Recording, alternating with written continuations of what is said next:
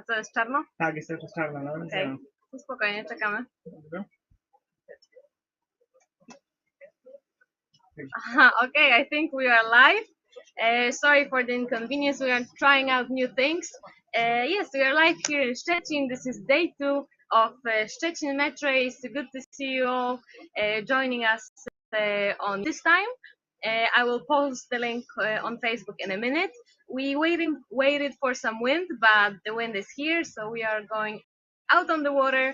We'll see you there in a bit. We will have 2 cameras there today, hopefully. One from our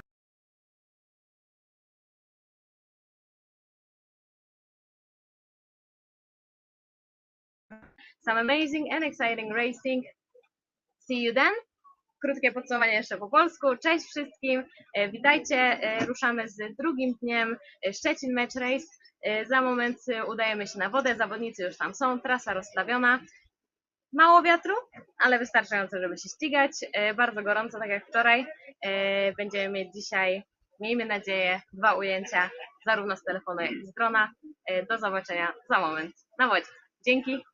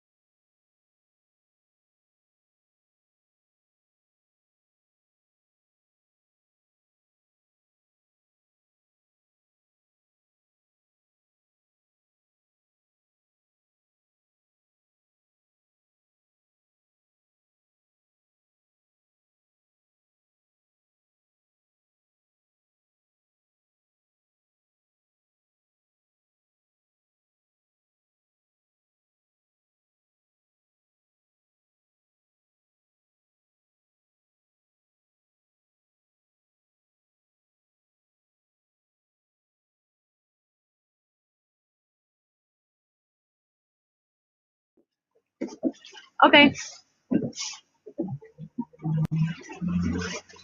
Hang on. Na dół, tam jest Japkowski z Kierem wyścig, wiesz, a nie na dół.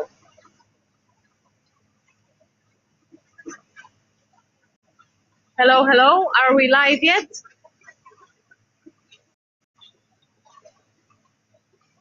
Okay, good to see you guys. We are out on the water already with Mac, and we are on flight 14. This is flight 14.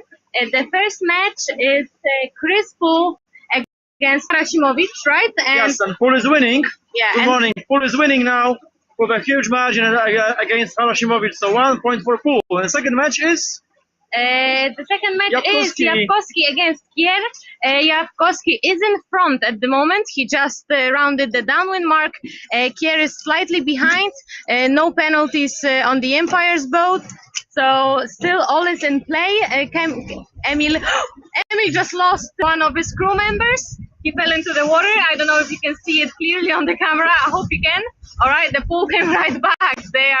They are back, and the Danish team is sailing upwind, and they will try to catch Szymon Yapkowski here in their match. So we are leading match number 2, and in match number 3, look behind, it's Bernardo Lobir against David Chapman. David Chapman is just after the start, and they are leading slightly in front of the Brazilian skipper. Yeah, I think we should stick to this match between Szymon and Emil. This is this is a great chance to score a first point in this regatta. Oh, it's about time he scored some points. He had to do it if he wants to advance to quarterfinals. Just to remind you all, we are in Szczecin. We are in Szczecin for the Szczecin Match Race Grade 2 event with lineup worth Grade 1. And we are in the second day. Beautiful weather again. We got 30-something degrees and a nice 10-12 knots of wind. The same direction on yesterday. And beautiful sunshine. So great conditions for racing. And we started now the second day. And let's hope we can finish today the round robin and then go to quarterfinals. That is exactly right, Maku. Podsumujmy chwileczkę i przywitajmy się ze wszystkimi po polsku.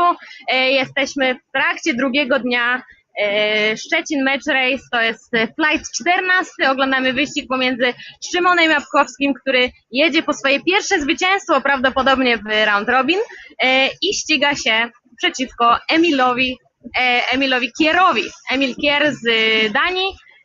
Piękna pogoda, tak jak Maku powiedział, stały i całkiem nawet silny jak na dzisiejszą prognozę wiatr, więc liczymy na świetne wyścigi dzisiejszego dnia. Japkowski właśnie na górnym znaku, to już jest ostatni górny znak w tym wyścigu, więc jeśli Szymon tutaj poprawnie postawi spinnaker i popłynie sobie w dół, będzie już bardzo blisko pierwszego zwycięstwa w tych regatach i wróci do walki o miejsce w pozycjach 1 do 7, które są premiowane awansem do kolejnej rundy. Tu widzimy w drugim wyścigu jest Emil Kier, on podąża za Szymonem Japkowskim, natomiast za nim wchodzi teraz David Chapman, on ściga się właśnie z kolejną łódką, to jest Lobir, to jest wyścig numer 3. Bernardo, trzeba powiedzieć, że ma jeszcze widzę u Empire'ów na łódce, także chyba tutaj David będzie raczej spokojnie żeglował, jeśli coś się nie stanie jeszcze na drugim meczu. Wygrał Chris Pool, przegrał niestety Piotrek Harasimowicz z HRM Racing Team, więc mamy rozpoczęcie dnia, tego pięknego zresztą dzisiaj dnia, korzystne dla kaninów. Okay, so let's get to English. We are now downwind with the match number 3 is Bernardo Lobir. Behind him you see in the background Emil Kier. This is the match number 2. Emil Lobir is match number 3. The matches are pretty spread away, so no hold action so far. Yapkowski is leading against Kier, and Chapman is leading against Lobir. Yeah, it doesn't look like much is going to happen between Yapkowski and Kier before the finish line, because Szymon is on his way there now. He has just a few boat lengths left until he reaches the finish, so The first win for Szymon.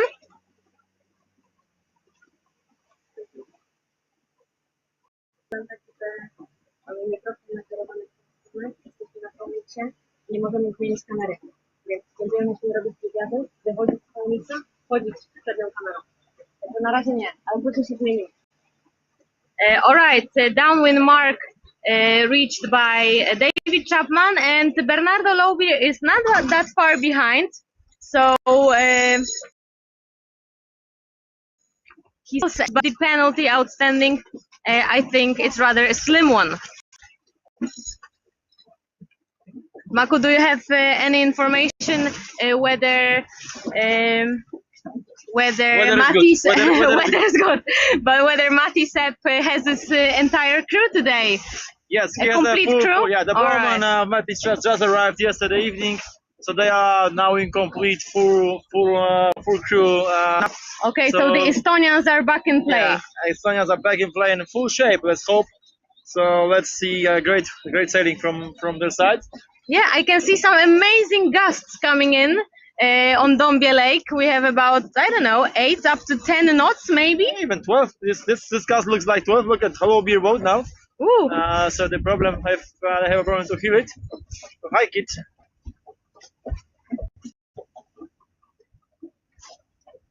All right. Okay, today we changed our broadcast system. Exactly, that's what I wanted to say. We are now on YouTube. We're on YouTube, and we have probably we'll have more than one camera. The drone will start soon, probably, so we'll have some footage from the drone also. We have possibility to connect these two cameras, maybe even next one later on, just to give you more information what's going on here. Exactly. So if you are watching and if you clicked on the YouTube link, make sure to share it on Facebook, share it between your friends. Let everyone know that we are live, and we will be broadcasting throughout the entire day with some short breaks probably. We are finishing the round robin today, and we are heading straight to the quarterfinals hopefully. So the real fight begins today. Słuchajcie, jeśli trafiliście na kanał YouTube do naszego programu OCS i naszej transmisji z dzisiejszego dnia, to udostępnijcie ten link, wyślijcie do znajomych, niech każdy ma możliwość. Link znajduje się również na naszym facebookowym fanpage'u Polish Match Tour. Będziemy tutaj cały dzień, to będzie cały czas ten sam link, nie będziemy go zmieniać, a warto dzisiaj te mecze oglądać, bo będzie na pewno ciekawie, będą ćwierćfinały. Miejmy nadzieję, że pogoda nam na to pozwoli, a na razie wygląda to bardzo, bardzo obiecująco. Także witamy serdecznie w dniu drugim. Zetnę Maku nadzieję, czy jesteśmy faktycznie live. A może jesteśmy offline? Nie, myślę, że wszystko jest w porządku. Oby. Zaraz się przekonamy.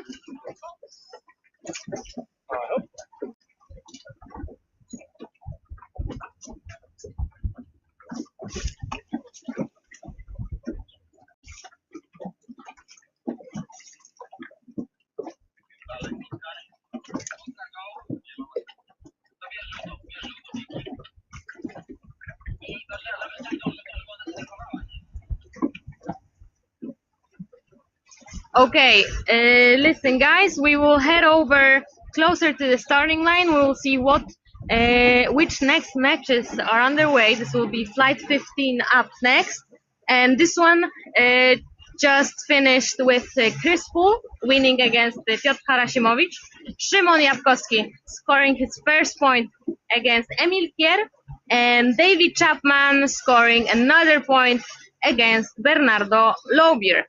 We will be back soon.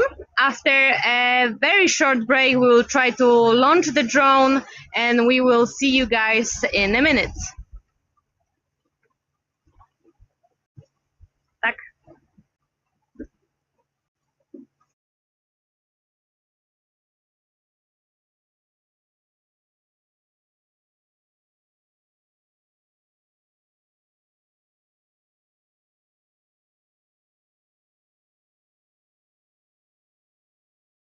między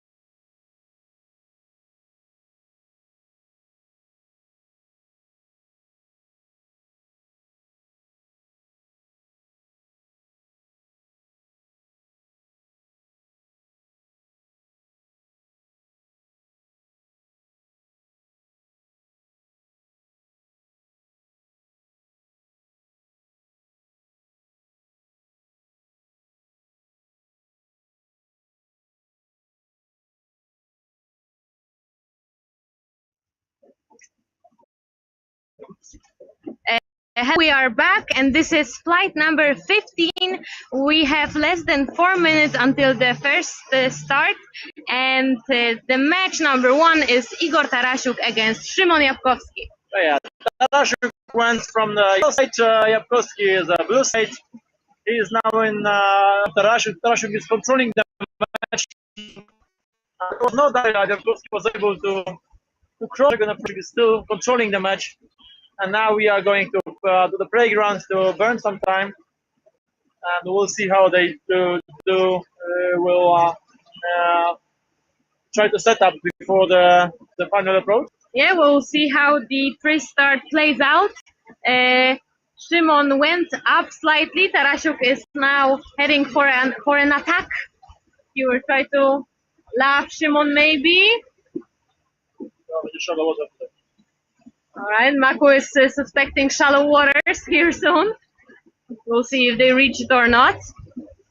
Mamy flight 15, wyścig pomiędzy Szymonem Jabkowskim a Igorem Tarasiukiem, czyli Jabkowski Sailing Team kontra HRM. Oglądamy prestart, mamy około 3 minut do mamy ponad 2 minuty, widzicie zresztą to na ekranie, ekstra. Mamy zegar.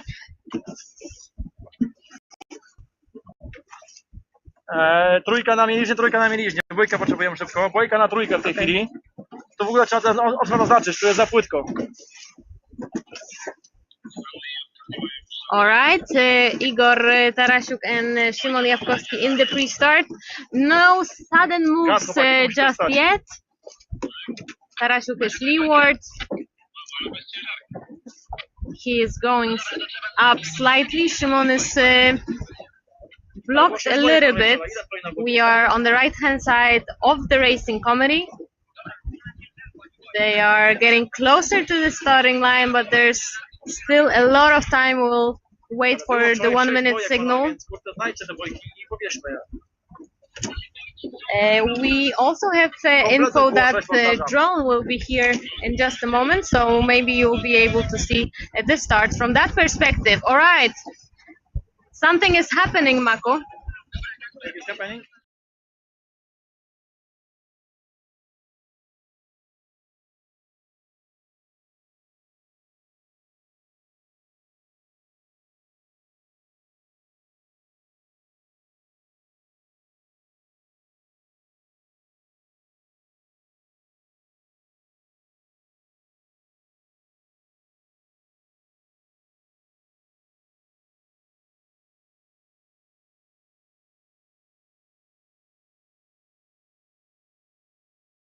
Keeping clear, there was contact, I think.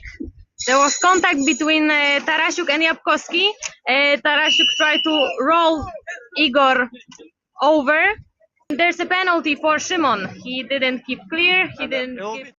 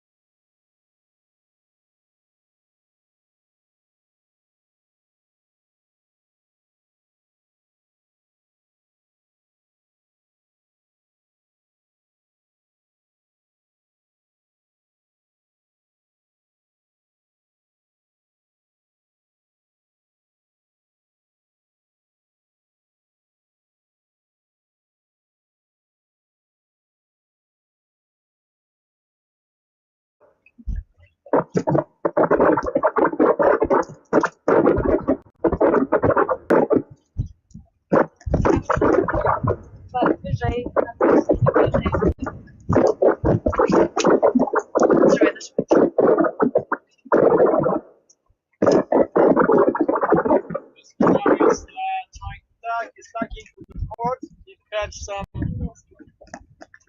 He catch some left shift. Tarasiuk is tagging in the front, Libo from Tarasiuk. Now we are trying to catch them.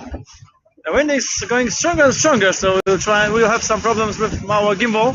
Sorry for that. Yeah, but we are happy about the win, so we will handle all the technical difficulties we encounter. But yeah, let's just keep our fingers crossed for the wind to keep up. Jankowski, after the penalty, is still very close behind Tarasiuk, so good sailing by Szymon. Tarasiuk has to be careful. I'm not sure which way they are going. Yeah, not sure. Let me check with the race committee.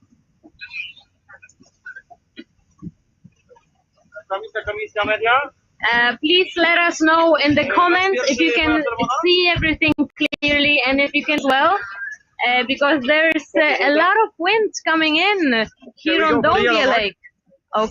Okay, we are heading for the yellow mark, so I think Szymon is pretty much on the lay now. Tarasiuk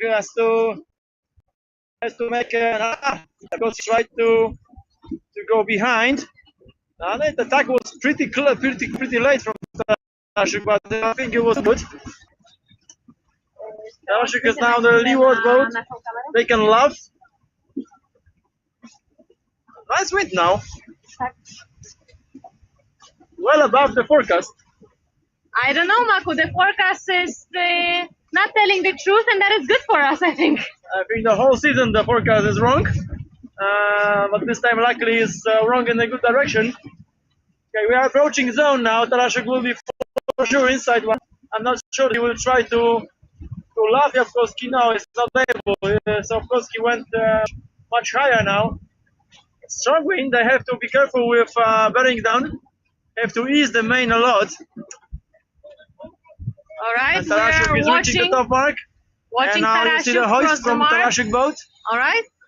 Quite an aggressive one. And already drive, so drive set. Drive set. Jankowski is making drive set. No, he's not making drive set. No, he's going to the right side of the course.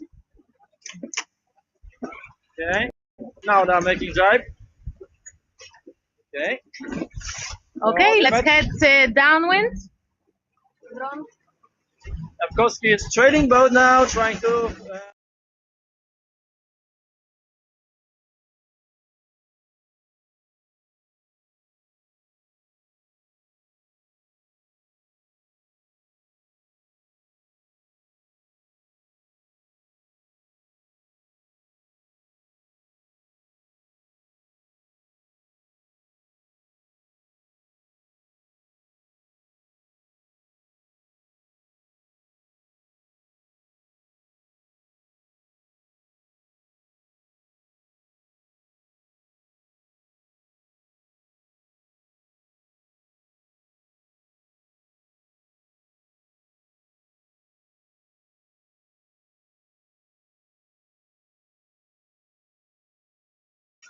Igora złapać. Nawet na halcówce byli bardzo blisko siebie. Teraz strata jakiejś dwie długości jachtu, ale to wciąż jest ciasno. Igor musi pilnować tutaj, żeby nie zrobić błędu. W tej chwili podążają do pierwszego dolnego znaku i za chwilę wejdą na drugą halcówkę. Zobaczymy, jak sobie Szymon tutaj poradzi i czy uda mu się dać Igora z sukcesem. Przypomnijmy, obaj zawodnicy muszą zbierać punkty, bo po przejściu dniu Szymon miał 0, a Tarasiuk 1 punkt i oni potrzebują punktów. Spróbować sobie zapewnić miejsce w ćwierćfinałach, tak jest. Zgadza się. Wchodzimy na dolny zak, jest zmiana trasy dla tego meczu. Igor Tarasiuk nadal na pierwszej propozycji. Odległość nie jest duża, ale Szymon musi nadrabiać na tej halsówce. Zobaczymy to. All right, we are heading upwind. What about the other matches, Mako? I think that is David Chapman racing against Piotr Harasimowicz, if I'm not mistaken. Yes, and they seem pretty close to each other. And the third match is Maxime Menil against Bernardo Lobier. So I think we will probably join match number 2 along the way. But right now, let's focus on Igor Tarasiuk and Szymon Jankowski on their second upwind. Yeah, the mark has changed from the yellow to the red. Red now is more in the middle of the wind shift, so let's hope they have a nice speed. Jankowski just released from the dirt here from Tarasiuk. to have now some pressure.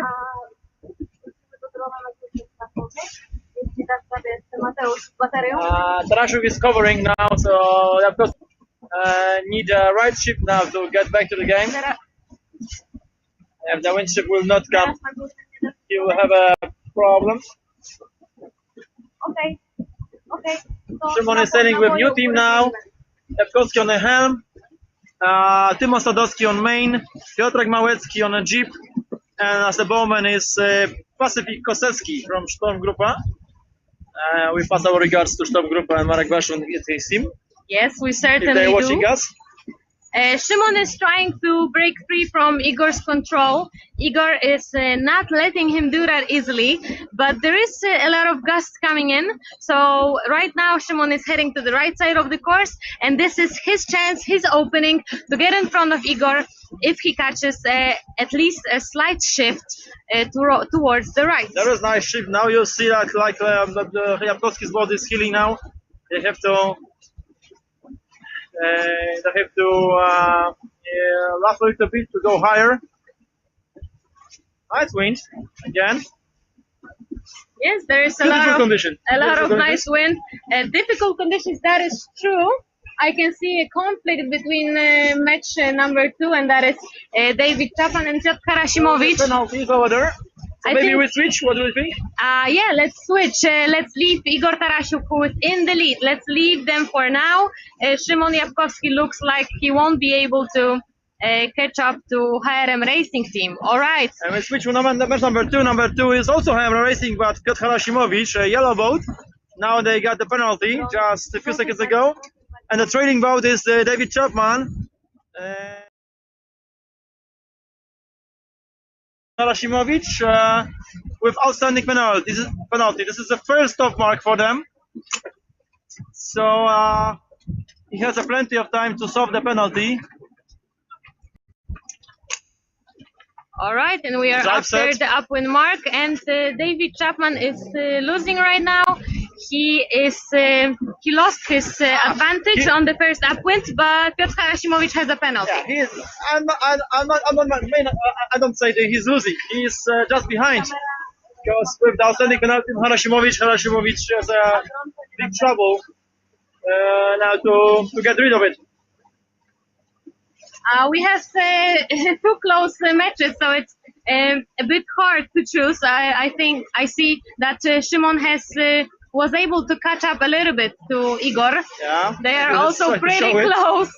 Yeah, let's show them in the background. You can see them battling out down there on the last downwind, heading towards the finish. So on the left hand side you see one pair, Karasimowicz leading and Chapman trailing. Karasimowicz has penalty, and the right hand side, more in the background, is Jabłkowski trying to catch Tarasiuk. So close matches here in Szczecin on Lake Dombia Lake so far in this fantastic sailing conditions.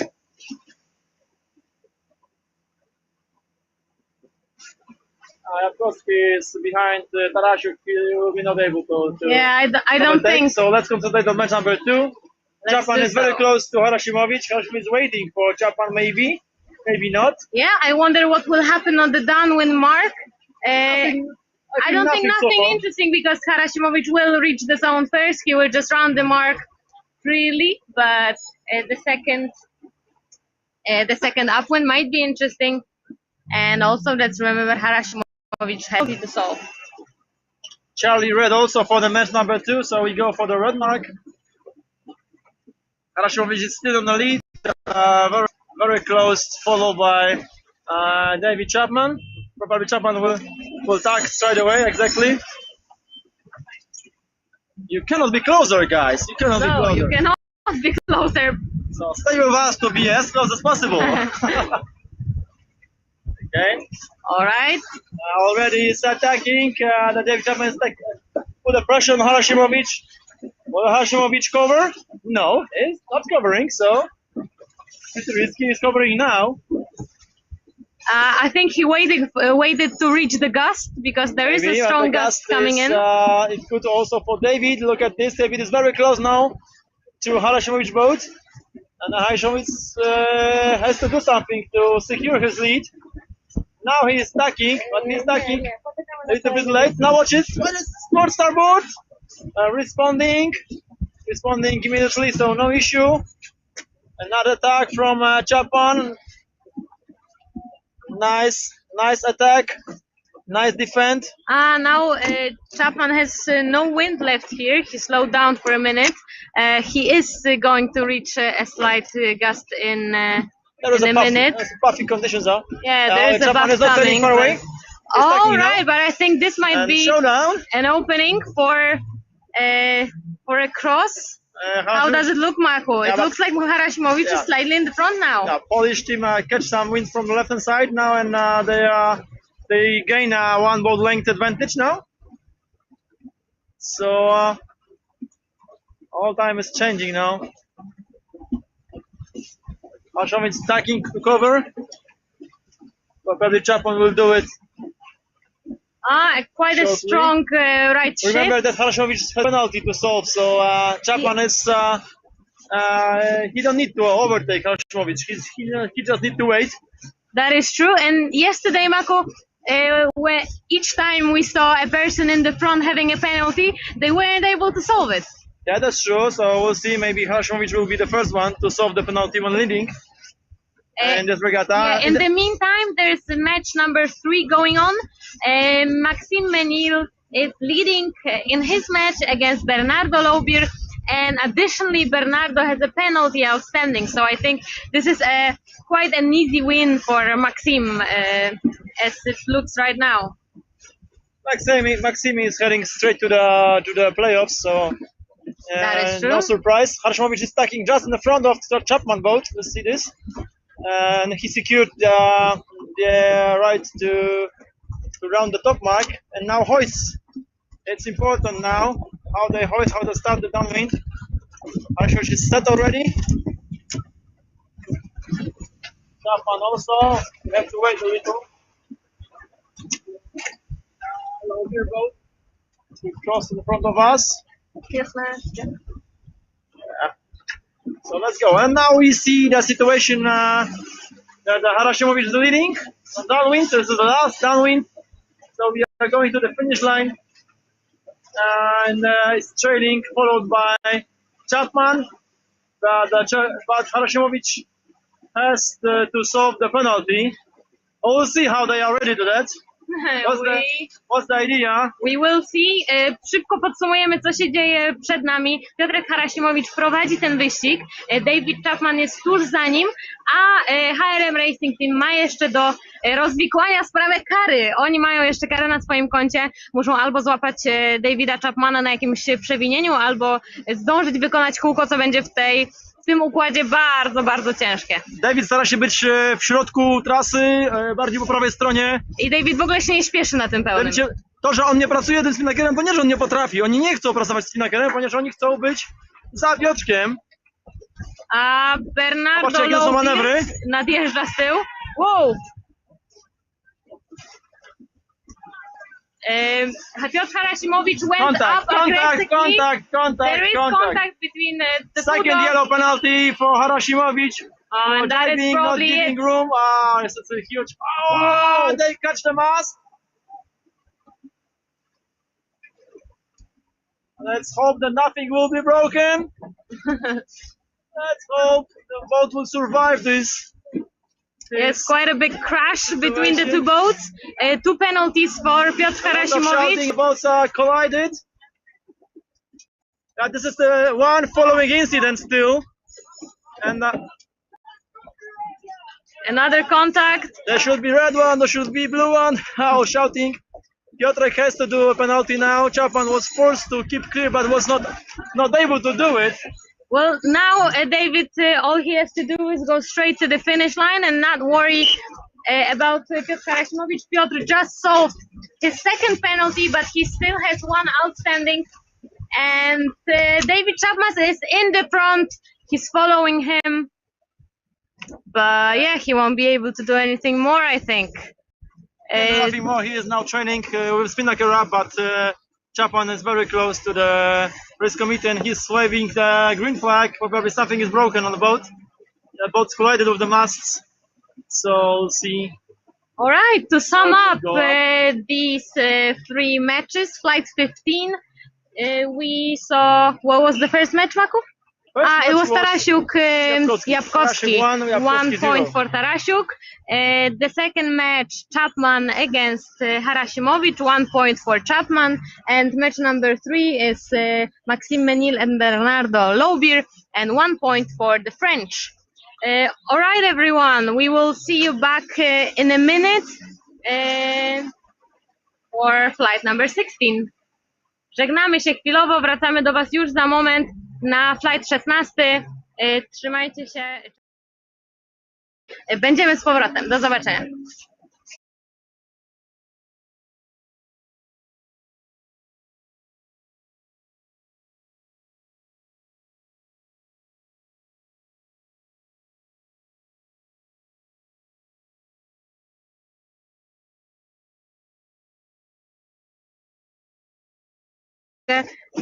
No spoko, spoko. Mogę po prostu ten mówić.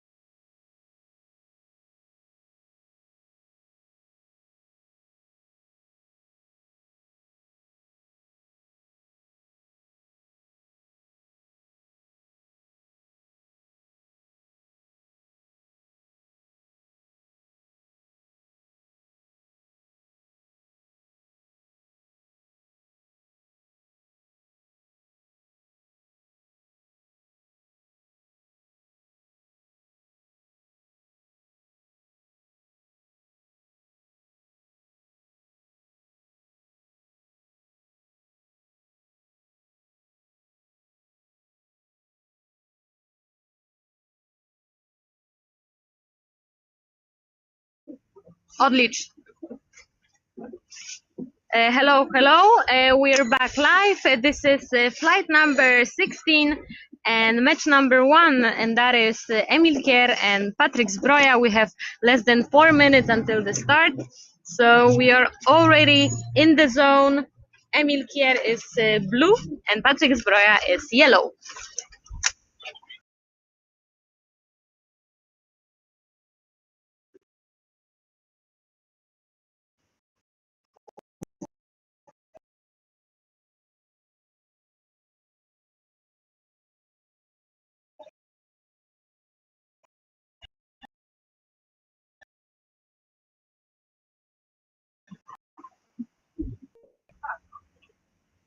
Kręćmy, bo ciężko jest.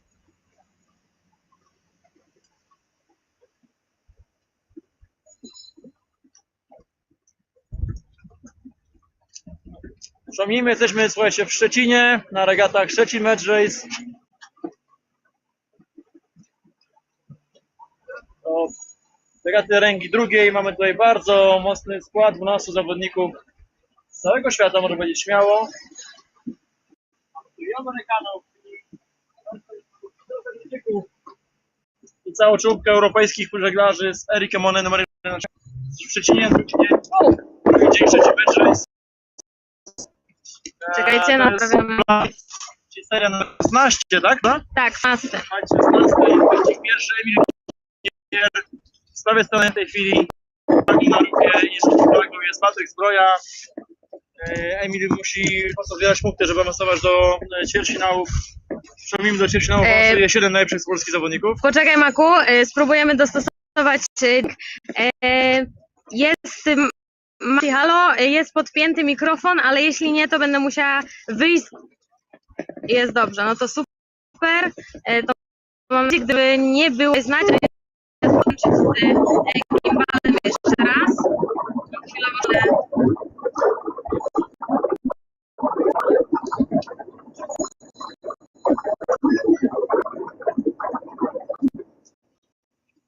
All right, sorry for the disturbance. Maku, let's go. Wait a little bit. 1 minute until the start. I am trying to start the gimbal. It is encountering problems as always. The windy conditions are not nice for the gimbal. They are actually pretty. He's actually bringing the wind pretty good, but.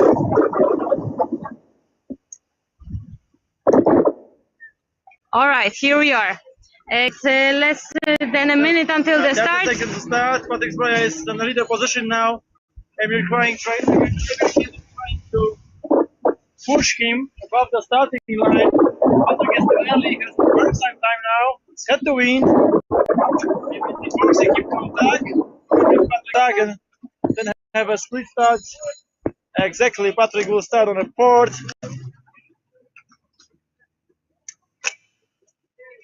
I am not sure who is that better for.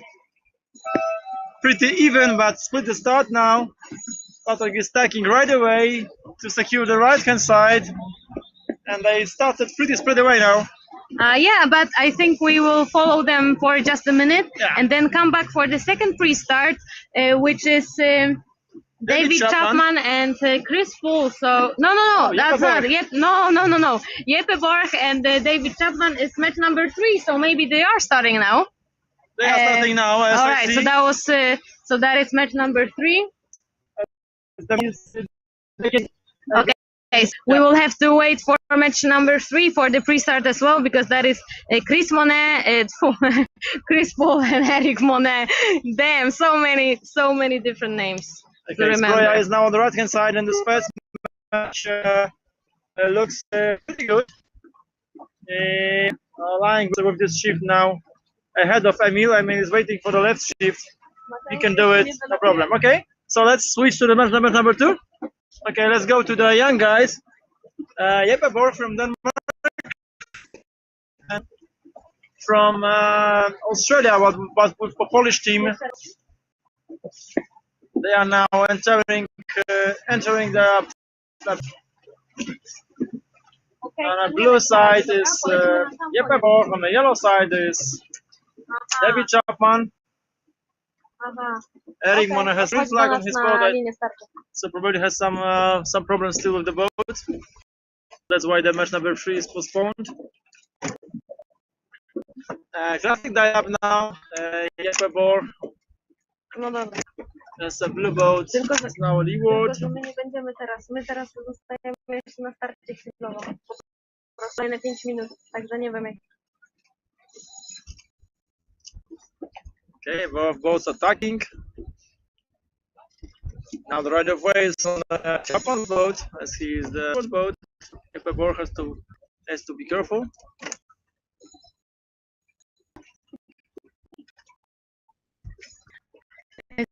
Lighter wind No gust. now for the pre-start. I just take a look at match number 1. They're still going to the left-hand side of the race, pretty far away. Brian is controlling the match. Okay, just better way, and let's sail. Okay, David is turning. Starboard but changing. Nice move by Borg. He waited out till the Chapman established a collision course and then used the right to keep clear, and he kept clear very clearly. So no issue. And no issue here, and Jeppe Borg is free to go wherever he wants. Still some time left until the start. And no penalties outstanding, so let's wait and see how the pre-start plays out.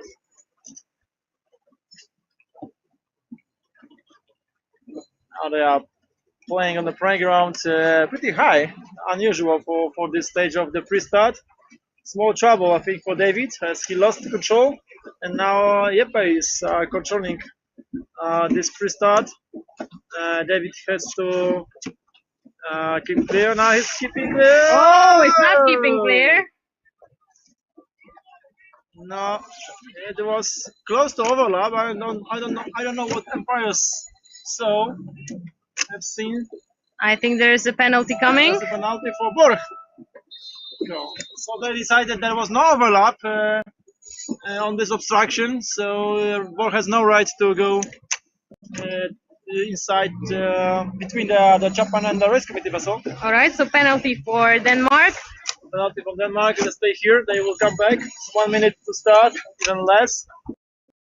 Borg is choosing to be on the lead position. Will push him to be at the starting line. And Borg is controlling now the speed of the boat. Is David able to? No, he is trying to go on a windward now.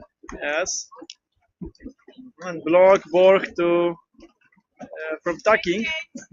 10 seconds port. until the start. So David chooses the race committee vessel. 5, 4, 3, 2, 1, go! Clean start for both boats. Yeah, and a split start.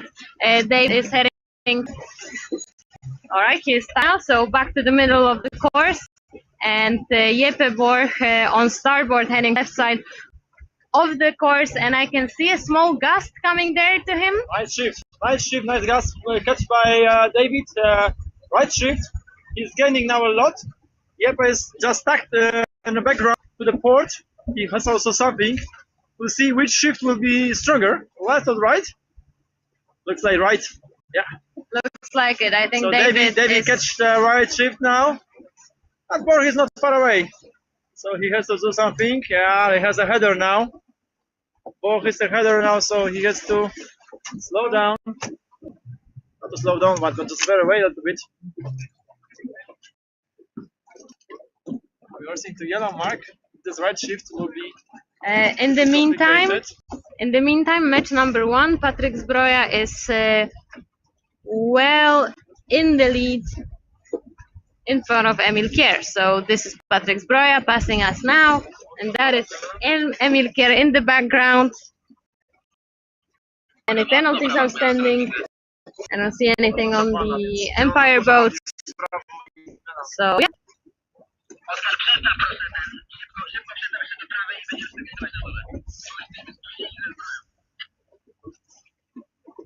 Mako, I think we should leave Chapman and Borg for a minute. I think we should leave Chapman and Borg because Chapman is in front. Let's wait for the... Yeah, and let's wait for the very exciting pre-start of Eric Monet. And Chris Paul. Yeah.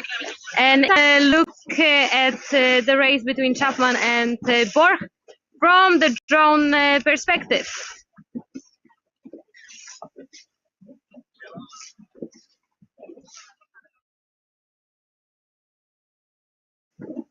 All right, as you can see, Chapman is well in front. He's approaching the left lay line pretty soon.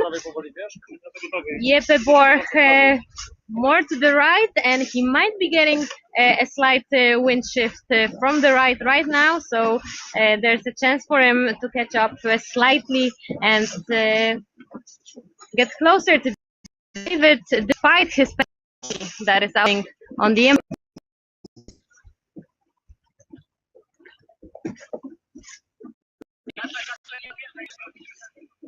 All right, let's watch the upwind mark.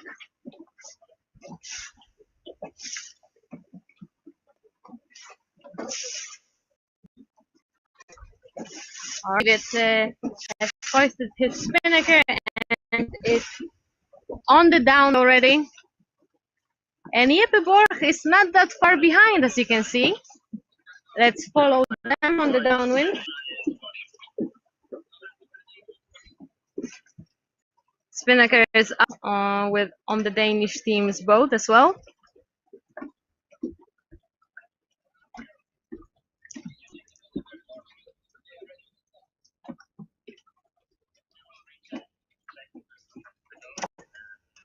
Heading down, I think Jeppe caught a little bit more wind.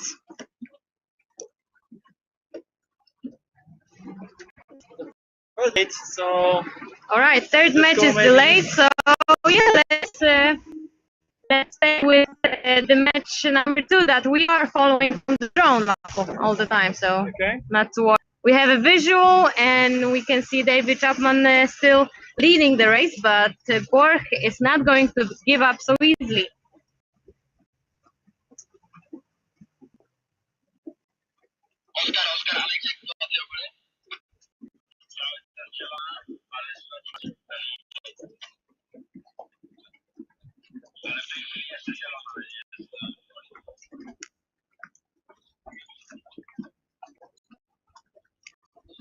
Okay, leading now, quite big lead.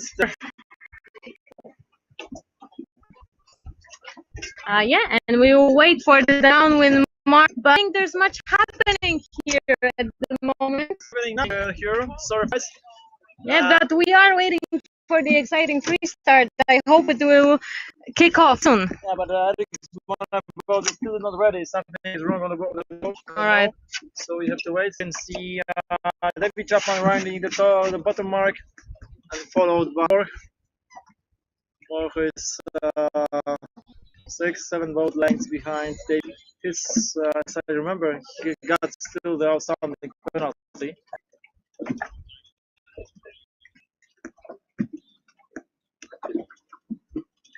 Okej, pierwszy.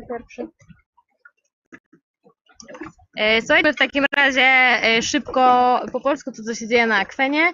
Mecz numer 1. Patryk Zbroja wygrywa z Emilem Kierem i to zdecydowaną przewagą, także tam nie ma żadnych stresów. Może też uda nam się od razu zrobić wywiad z Patrykiem. Z Patrykiem jeszcze nie rozmawialiśmy na tych regatach. Pewnie za moment, jak przemety, to będziemy mieć chwilę czasu. Mecz drugi, który teraz oglądacie na ekranie, to David i Jeppe Borg. David prowadzi, jego możecie teraz zobaczyć z drona. Oni wygrywają i to tą przewagą Jeppe dodatkowo, czyli przeciwnik Borch z Danii, ma na swoim koncie jedną karę. Będzie to ciężkie zadanie dla Duńczyków, żeby wyprzedzić Australijczyka i ekipę Przemka Tarnackiego z Albert Rille Sailing Yacht Club. To nie jest Albert Rille. Wiem. Mówię, że ekipa jest z Albert Rille pożyczona. Tak, a oczywiście startują jako coś tam Tasmania? Royal Yacht Club of Tasmania, więc królewski klub żeglarski Tasmanii. Alright. Tak się nazywa klub rodowity. Ale wielka zmiana teraz, popatrz. Jeppe Borcha, potężny szkwał z lewej strony. W tej chwili przyszedł. Bardzo niekorzystnie dla Jeppe. Jeppe teraz jest na prawym halsie, David tam pilnuje. Myślę, że na łódce Australijczyka nie ma za dużo stresu w tym wyścigu. Oni raczej żeglują sobie spokojnie o wygraną po kolejną jedynkę. Jeppe nie dość, że jest z tyłu, to jeszcze Ma ma karę do dokładnie. wykonania, więc tutaj ten wyścig raczej jest spokojny.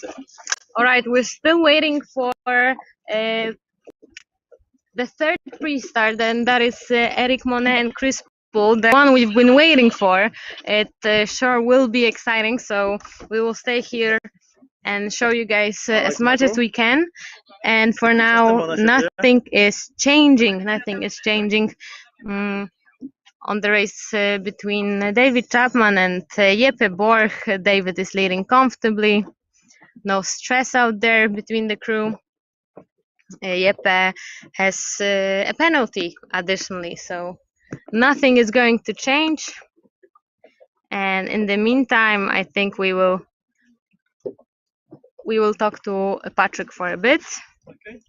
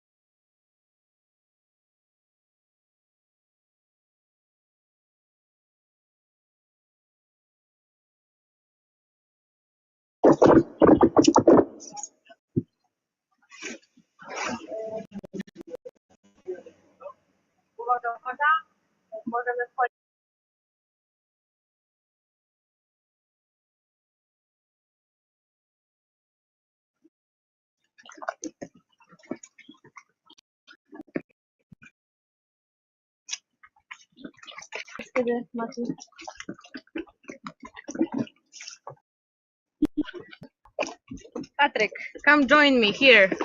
Yeah, hello. Hello, should we speak in English or Polish? What do you prefer? It's okay. Whoa. Alright? What a mess. What a mess! Alright, not to worry. As you know, our gimbal likes to do tricky things. Patrick, how is racing going so far? You began not so luckily yesterday, but then everything went according to plan, right? Yeah, for sure. The starting lineup is very tough and very experienced sailors here in Szczecin. So we are very happy to start with those competitors. Well, to be honest, for sure, two first races against Eric Cornell and Jeppe Borch weren't so accurate. It's so good for us. But then we established our good form, good technique, good tactical decisions, and we managed to win 5 races. Today, again, one more, so we've got already 6 points. It's perfect situation for us to get into the quarters, so we are looking forward. Hypothetically, Patrick, if you were to choose an opponent from the quarters, who would be your last pick? Who you wouldn't like to race? Well, generally, I think that the level is very equal here. It's very high, it's very equal. The competitors do have some differences among each others, and I think that it's a very hard question to answer. All depends on wind. Mhm. Probably if the wind is strong enough, I would prefer to sail against, for example, Maxim Menil or well, maybe not yet because good winds as well, but it's maybe like this. In lighter conditions, everyone is equal here, so I don't have any You don't have any picks, not at all. basically. Of course, if I have an occasion to choose, because I'm not sure what about the rest points and who will be the podiums. Przejdźmy chwilowo na język polski, póki jeszcze mamy ostatnią sekundkę czasu. Patryk, jak zawsze, wiele Twoich fanów nas tutaj ogląda i Ciebie wspiera. Dziękuję bardzo. Powiedz, jak się w ogóle pływa w Szczecinie i... No tak jak mówiłem, co tu coś macha. Mamy mało czasu, także kończymy. Nie, jest znakomite warunki w ogóle, nie spodziewaliśmy się, bo prognoza pogody była zdecydowanie słabo wiatrowa, a tu naprawdę mamy wiatru kilkanaście węzłów, także piękna pogoda, słońce świeci, jest wiatr, znakomita atmosfera, bardzo silni przeciwnicy, także cóż chcieć więcej. Mam nadzieję, że dojedziemy do samego końca, do niedzielnej półfinału. Super, dziękuję bardzo Patryk, odstawiamy Cię, a my wracamy na wyścigi. Słuchajcie, włączmy jeszcze na sekundkę ekran przerywający. Wrócimy do Was już za moment, bo zaraz bardzo ciekawy prestart, czyli Chris Poole oraz Eric Monet. Do zobaczenia.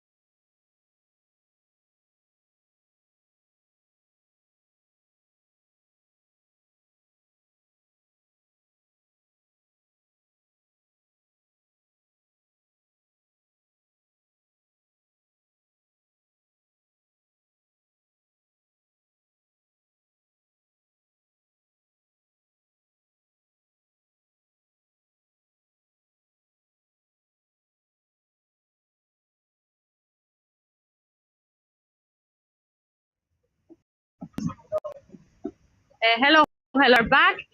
And this is the exciting match we've been waiting for. Chris Poole against Eric Monet. So two very tough competitors always, and very tough competitors in this round robin. Eric Monet hasn't lost a match so far, and Chris Poole did have, I think, one loss so far, but yeah, very strong sailing nevertheless. Let's join them on the pre-start. Chris Poole from the yellow side and Eric Monet from the blue one. We're watching them now, and we are below the starting line. Yeah, Eric is trying to use the watermark. use it as obstruction to get rid of Chris Paul, and he succeeded with that. It's kind of tactics. If you are blocked, you don't have control of the match. Yeah, you have to do something. You have to figure something out. All tricks. They are like close to shallow water mark. On this venue, we have some shallow waters here. And, they are going pretty low now. I'm not sure they will not catch again another shallow water. Let's hope not. Okay, Mona is now. Yeah, Mona is heading up. Mona is following now Chris Paul. They have a lot of time still to burn. Yeah, we have over less than 2 minutes now, I think. You can see the clock.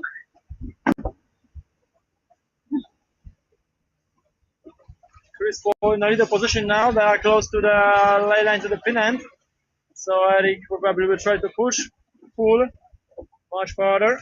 I don't know what's happening with the main sheet of pool boat. Yeah, Something is wrong over here. yeah, they're doing some weird moves. Yeah, they are trying to sail higher, to move the boom to the windward. Interesting. Interesting the tactics. To pull more air or dirty air to Mona's ball. Okay. Well, they came up. Less than a minute. We already had a signal a few seconds ago. Now, pull on the one hand side. Mona on the windward now. Mona has to keep clear. Mona probably would like to have be on a pin. Pin is a little bit more favorable. Now they're attacking. Mona will be leeward. No speed for Mona. Either for pool also. Marco, we have over 15 seconds under the start, so they can always accelerate, but they are getting closer and closer to the pin end. Yeah, because they would like to be on the pin end because pin is higher. Yeah. 3 seconds to go. So Mona won the place that he wanted to be. So the pin end for Eric. And Chris Paul started from the right hand side. So let's follow Chris. Look at the hiking techniques on the pool boat. Pete Nicholas, the guy in the gray t-shirt. It's almost all body over the board. I'm not sure if it's allowed.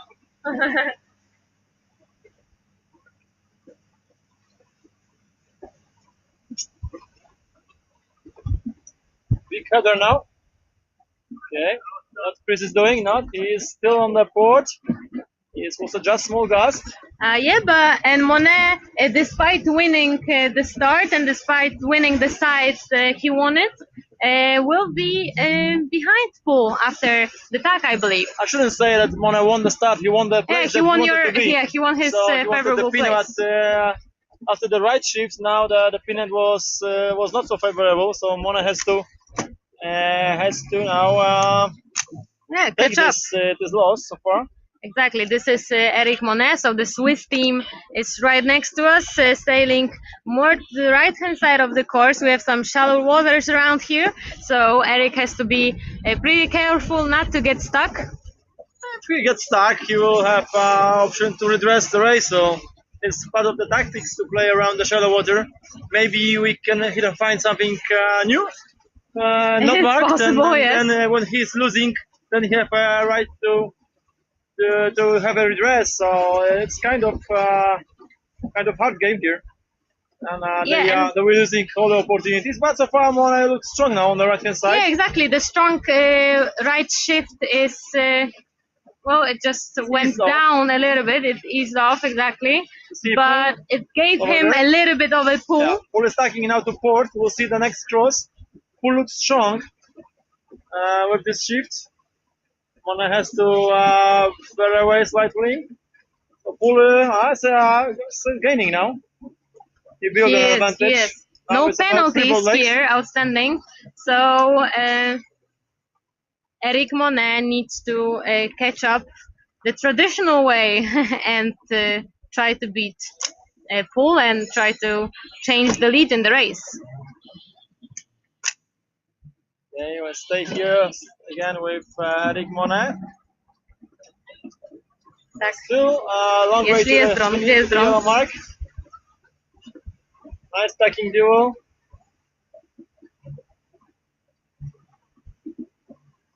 Classic match racing now. Paul is covering now Eric. Eric probably is waiting for the gas. The gas is coming in now. See which shift is it. It's a right shift. It is the right shift, so It's a right shift. good so news for Eric. Eric Monet, exactly. Going closer to the pin end. To the top mark. And the top mark, which one is it? Do you think it's yellow? It's yellow. All right. It's yellow. So just normal one. So Pool is on the fourth line now.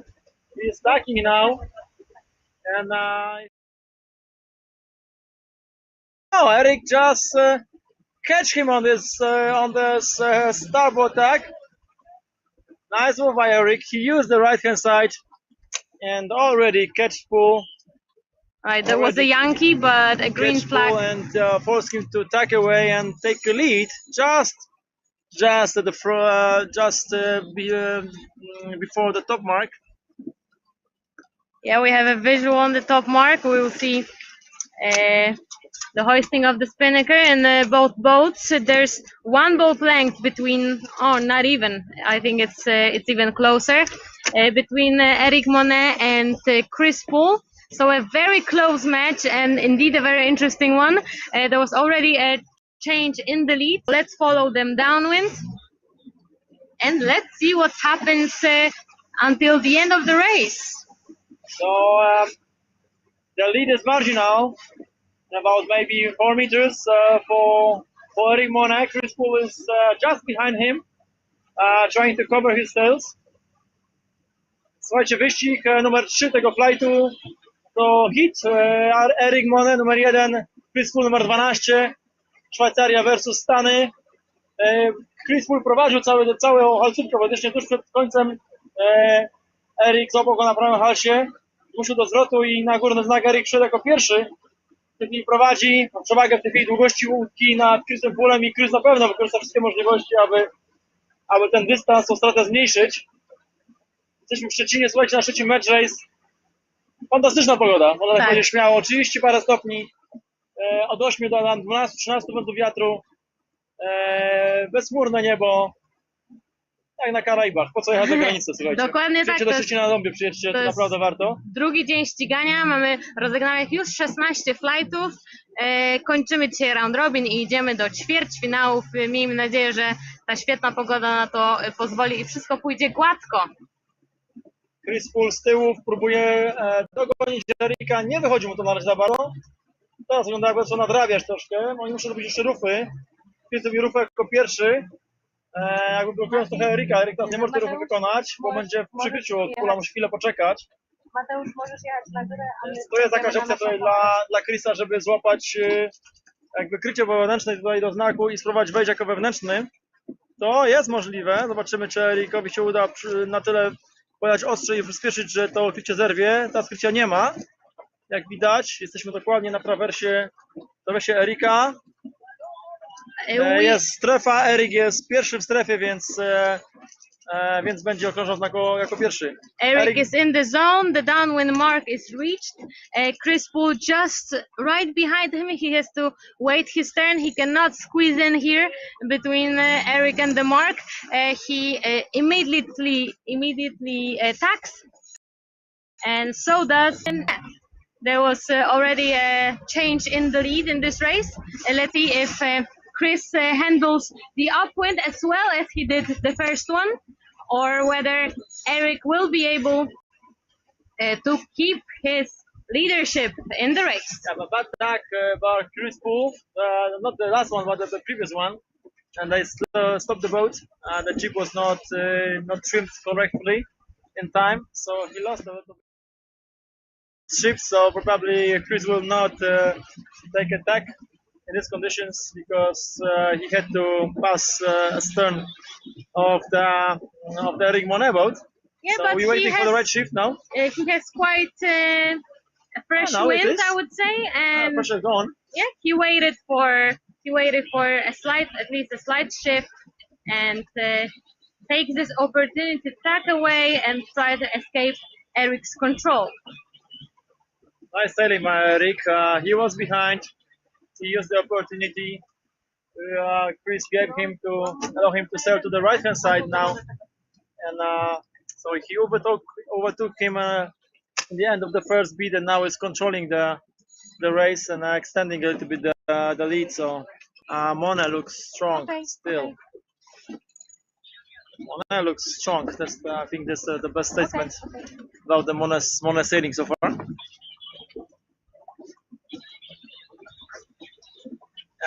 Chris Poole is sailing with 3 guys.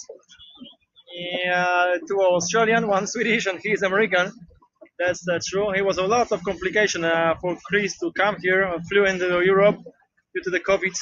He had to change the flights twice or even 3 times. Finally, he landed in Amsterdam. Then he was transferred to Warsaw, and then in Warsaw by train to Szczecin. So complicated because he had to avoid Germany. But he did manage to get here, so he was pretty determined. And he's sailing very well. So it's good to have him here. And nice that we have such beautiful conditions here.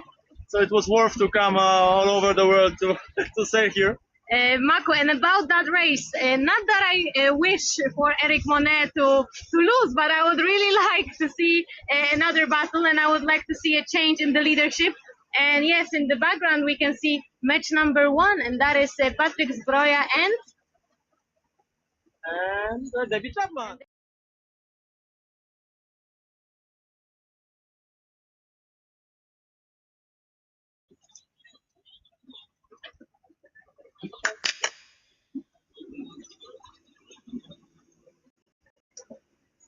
All right, Eric Monet battling it out with Chris Poole, and here on the downwind you can see David Chapman and Patryk Zbroja. There's a penalty, a blue one, so a penalty for Patryk, outstanding. And David took the lead after the top mark. So yeah, let's leave them be. For the first downwind, this is the first downwind for Zbroja Chapman, so we will get back to them. But so far we have a Monet and a top mark, and a Chris Poole who didn't manage to catch Eric on this second beat. But there are Eric's some slight problems with the spinnaker. But if Chris handles the downwind well and doesn't have, it doesn't look like it. It's low hoist. Yeah. Also, there are about, I don't know, 4 or 5 boat lengths between them now. So the gap is pretty big, and they are heading straight for the finish line. So another undisturbed win for Eric Monet. I'm not gonna say undisturbed. Yeah, but he didn't break his winning streak so far. For sure, but he was not leading. He was second, and he managed to catch up Chris Poole and overtook him. So yeah. It was a bit more challenging match than the rest of them. All right, I think we should join David Chapman and Patryk Zbroja on their first downwind, and this is already match flight 17, right? So the next one started already in the meantime. So yeah, let's join them on the downwind mark, and we will take a short break after this match, recharge our batteries, and we will be back with you after about 40 to 50 minutes. But yeah, let's focus on the race now. We will leave Eric Monet, so the Swiss team, and Chris Poole, so the team from the States, behind. Chris did his best. He was leading on the first upwind, so Eric Monet had a bit of a challenge, but he did manage, just like we said, to undisturbingly keep his winning streak and win another race and another match. Adding number 1 to his collection. Podsumowując, słuchajcie, Eric Monet prowadzi w wyścigu z Chrisem Poolem. Przypomnijmy, on po starcie był za Poolem, a musiał go złapać na prawym halsie, puścić do zwrotu i w tej chwili Erik już kończy ten wyścig sporo przewagą, więc pewne zwycięstwo w sumie Erika. A w drugim wyścigu tam była mocna walka przed górnym znakiem i zaraz zaniósł sobie między Chapmanem i zbroją. Właśnie do nich teraz postaram się dołączyć. Właśnie, ale byłam taka ciekawa I- tego wyścigu, a teraz widzę, że David jest na całkiem nawet komfortowym prowadzeniu chwilowo, a Patryk Zbroja ma karę, także zobaczymy, czy Patryk da radę coś jeszcze zrobić przed górnym znakiem. Ciężko będzie, ponieważ tutaj w tych warunkach ten, kto będzie pierwszy, wybiera sobie po prostu zmiany, tak, one wchodzą i ciężko jest tutaj, przepraszam, jachtowi z tyłu coś nadrobić. Oczywiście się daje, tak, na przykład Monet nadrobił nad Poolem te długości straty, ale to po prostu trzeba być bliżej siebie, żeby jakby być w asynchronicznym pływaniu, że jeden płynie lewym halsem, drugi prawym halsem i są w podobnej zmianie. Tutaj David ma sporą przewagę i raczej ciężko będzie tutaj Patrykowi znaleźć jakąś dziwną zmianę, która ominie Davida, na którym mógłby coś zyskać. Więc spokojnie musimy tutaj patrzeć, obserwować, ale Patryk ma karę, więc chciałby dogonić Davida, wyprzedzić go albo nałożyć na nie karę, jeszcze wejść na metę jako pierwszy. Sporo jak na to, że jesteśmy w Dokładnie. końcówce wyścigu. Dużo do zrobienia przed tym ostatnim kółkiem. Tomaku, myślę, że możemy zakończyć to póki co, bo już jesteśmy na wykończeniu baterii telefonowych. Kończmy. To kończmy, słuchajcie, dziękujemy za uwagę i wracamy do Was niedługo, naładujemy się, wrócimy ze wszystkim. Napiszcie koniecznie w komentarzach na YouTubie, jak Wam się podoba dzisiaj widok z drona, jak działa widok z naszej motorówki, jak się sprawdza dźwięk. Liczymy na Wasz feedback, na Wasze wsparcie, na Wasze komentarze i te dobre i te złe i widzimy się z Wami za niedługo. A short recap. Thank you all for watching so far.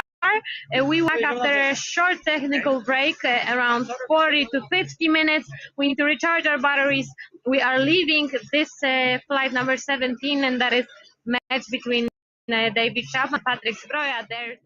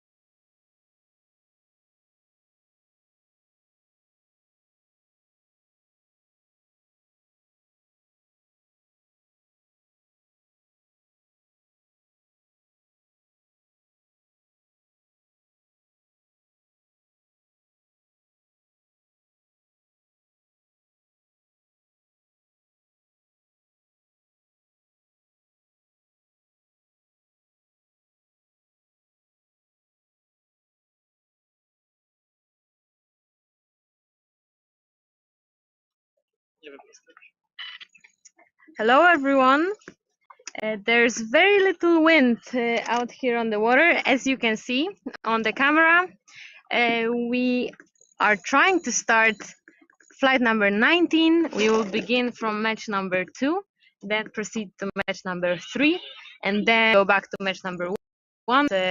A boat that is supposed to be racing in match number 1 has some technical difficulties and some slight problems, and they need fixing. So we will get back to in a bit.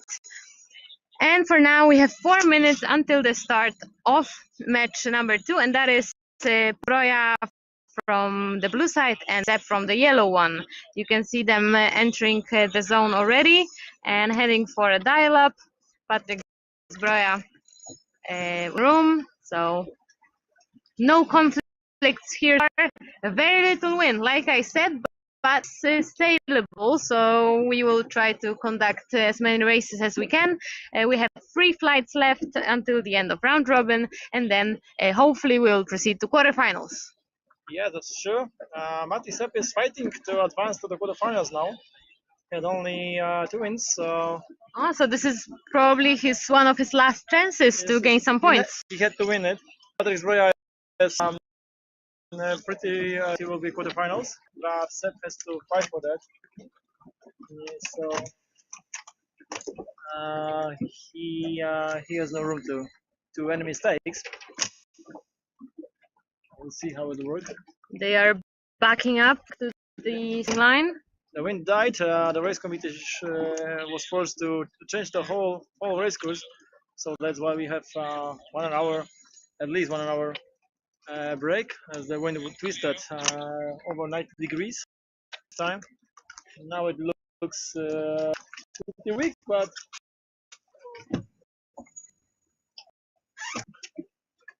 It is pretty weak. We just got bumped into by the Empires. so we'll see. We'll see if the wind will be able to run these events. So far, it looks good. It looks alright. It looks stable enough to conduct the races. So keep your fingers crossed. Come back to our stream. Go to YouTube. Find us there and watch the races. Watch the races live.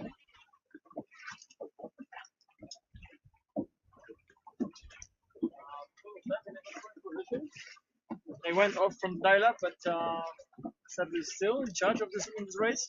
And now it's finished.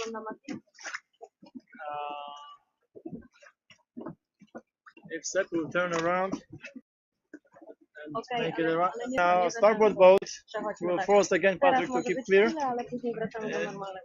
looks like it will go this way.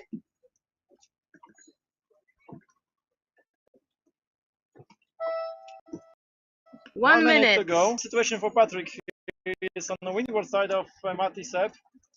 Matti is preventing to go down. Yeah, Patrick doesn't have freedom of Patrick doesn't have freedom of movement. Matti Sepp is in control. Now they are trying to hoist the spinnaker now, Patrick. Yeah, they want to roll over Matti. They want to break free of that control. Patrick wants to break free.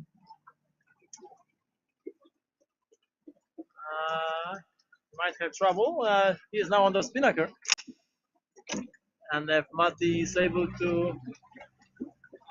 yeah, Matti is below the starting committee and he has less wind, definitely. Good job, Patrick, to hoist the spinnaker. He speed up the boat, just jump below the starting line, and now we'll be able to start in time. Quite nice position. It is. There we go. The signal is pretty up. even, but Matti's on the right hand side. Matti's on the right hand side that's controlling the match now. So we'll see. Yeah, they do have both some winds. They are sailing steady and heading for the upwind. As you can see, there's not much wind, like we said before, but I'm sure it won't cause a shortage of close calls and emotions here out on the water. So Yeah, Ja będzie to bardziej w prawo, make wiesz, sure bo to ja join będę us mieć here. problem z tym. Popatrz, ten Halsirze sobie na zielono, bo ja zastanawiam się, że to miejsce bardziej w lewo będzie mieć problem.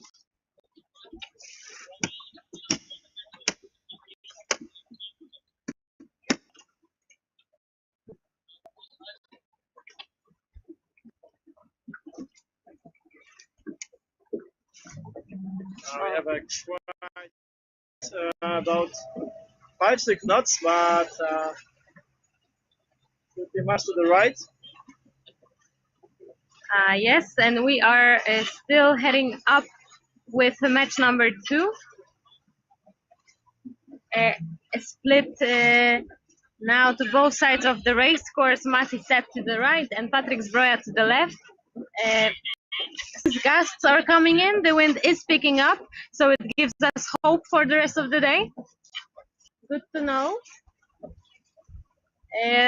Also, I am looking back and seeing that the other match that will start shortly is Chris Pool and Jeppe Bor.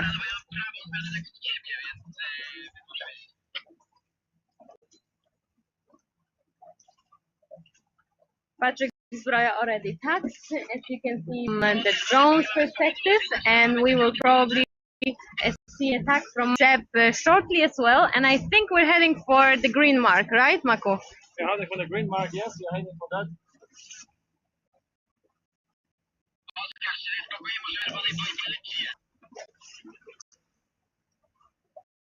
Mati Sepp to the right. And Mati Sepp is already after attack. So we will see a cross, and I think it's looking pretty good for Mati. Mako, what do you reckon? Yeah, but it's looking good for Mati, yes, it's true, but Zbroja is not far behind. And I'm wondering what Patrick will do now, or will he cross a turn, like? It's Mati. Yeah, so Patrick is going to the right hand side. Oh, it's a mistake by Step now. It's a mistake by Step now.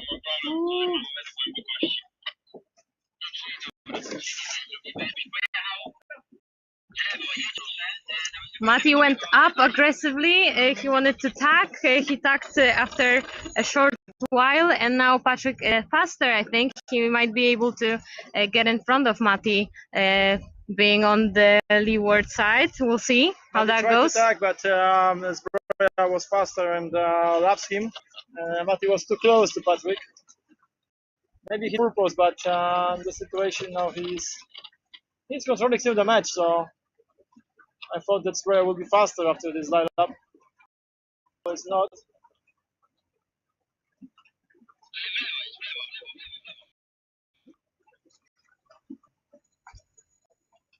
Ta czerwona to już tam jest za głęboko. Tam już na pewno tam będzie, bo tam nie możemy jechać po Pakistanie. Mówię w lewo, żeby się w lewo, do zielonej jest, w kierunku zielonej. All right, this is the last lane line before the mark. We are approaching the mark from the right hand side of the course, and Mati Sepp is leading the race. He managed to stay above Zbroja and is now still in control, just sailing steadily. He will definitely reach the zone first. And he now broke free, and Zbroja has left behind slightly, right?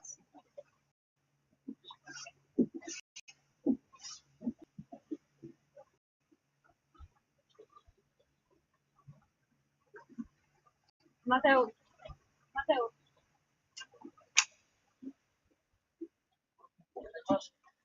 Teraz chłopaku, to czemu można trzymać w baterze, nie dalej. Okay? To jest tylko jeden opcja, potem będzie na końcu. Mateusz, bo taka jest specyfika, że raz jest motorówka, więc po prostu musimy przełączać. Jak latasz to super, wykorzystujemy ile pusta, ale nie będzie całe tą stronę, więc po prostu musimy przygotować. Yeah, first downwind for this pair. Okay, heading downwind. Sepp is leading. Zbroja is close behind. So we'll be able to see some action. Yes.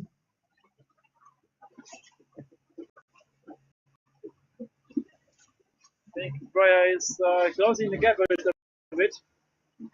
He slightly is. He is taking the wind from Seth, trying to cover him as effectively as he can.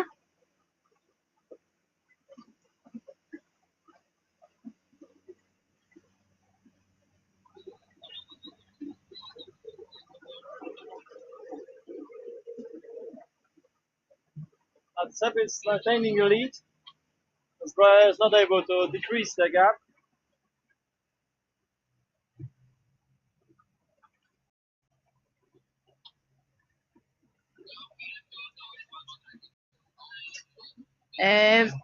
And what about match number one? Number three, Pool. yes, Borja against Pool. It looks pretty even, but I think is there a penalty? No, I don't think there are any penalties. No penalties, penalties negative. It looks pretty even, but I think the Borg might be leading slightly. I'm not on the sure. right hand side, so technically he has but in this shift maybe he's leading, but with the left shift. Yeah, we'll see. Even. We'll see how that goes, and I can see AP for match number one, and still a green flag on Eric Mones. This Both match number one, but in the third in the sequence. Yeah. It's Eric Mone against who? Maxim Manila, I think. Okay. So match of two top seeded sailors. Let's hope we can see that, Yeah, and they need to fix some technicals on the boat still. Okay, back to our match. Mati Sepp is still in the lead, and this is, like we said at the beginning, his last chance to qualify for the quarterfinals. So this is a very important match for him. Patryk Zbroja is likely to qualify either way, so he's quite calm about that, but I'm sure he will not let go of winning a match either way. So he will fight until the end, and he will get in front of Mati Sepp no matter what happens. Right, and that's after the mark. Mati Sepp is repeating the attack, and there we go. We just started. Let's see which team perform better when attacking.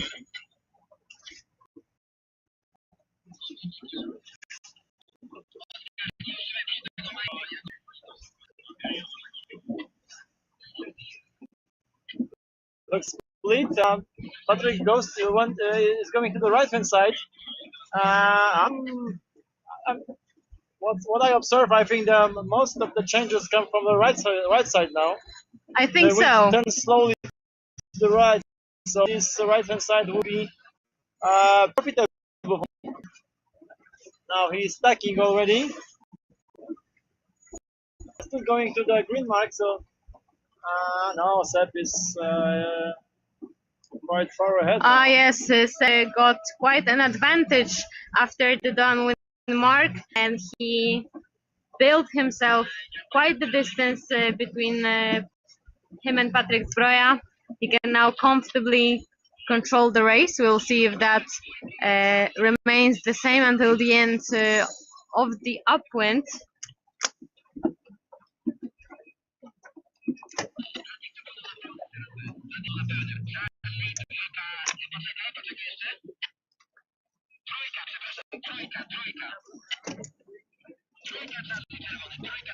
Słuchajcie, mówimy w trzech słowach, co się dzieje. Oglądamy Zbroję i Matiego Seppa, czyli nasza szczecińska polska załoga kontra Estończycy.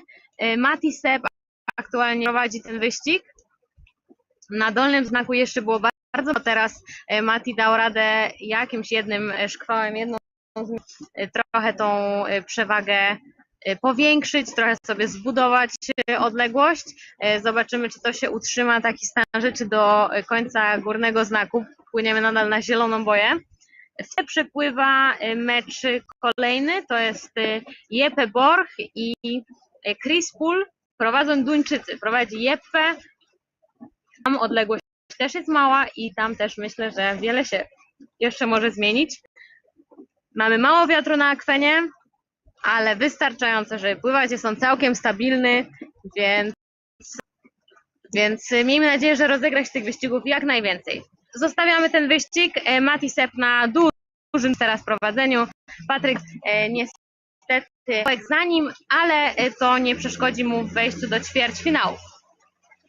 Alright, we are leaving the match we were following, and that is because Sepp has built quite an advantage above Patrick, and he will most likely win the race and just keep the lead at the very end of the downwind and until the finish line. Mako, a decision has to be made. Should we stick to Jeppe Bo and Chris Pool, or should we join the pre-start of our two top competitors? I think we should stay here as the match is developing quite nice. Let's see how the guys will look after the downwind mark. So the Jeppe is leading, but Chris is not far behind, and then we can wait here and then wait for the match number one, so against Menil. Okay, we are waiting for the downwind mark in that case. Jeppe Borg still in the lead. Chris Pool just about a boat length behind him. Maybe 1.5 to both. Lengths, yeah. Alright, but it still is tangible. He might be able to catch up. All he needs to do is sail that upwind well. I think Jeppe will control Chris. It will be not easy to Chris to catch up. It's a penalty for Pool. Was it Mark? Mark touch. Contact with a mark for the Chris Pool. So I think it's a decider of this match. I think it is. Let's leave them. Match. So repeat, the Borg is leading and the Pool just got the trailing boat has got the penalty for touching the mark, and we are just approaching the starting line where the Eric Monet is trying to survive on the windward side of Maxime Menil. There's a contact, hard contact. We're still before the start, but there's left. Penalty for Maxime Menil. It's the penalty for Maxime Menil. There's a penalty over early for Eric. So Maxime has a penalty, but Eric was over the line. So interesting situation. Menil has penalty, so Menil will lead this race.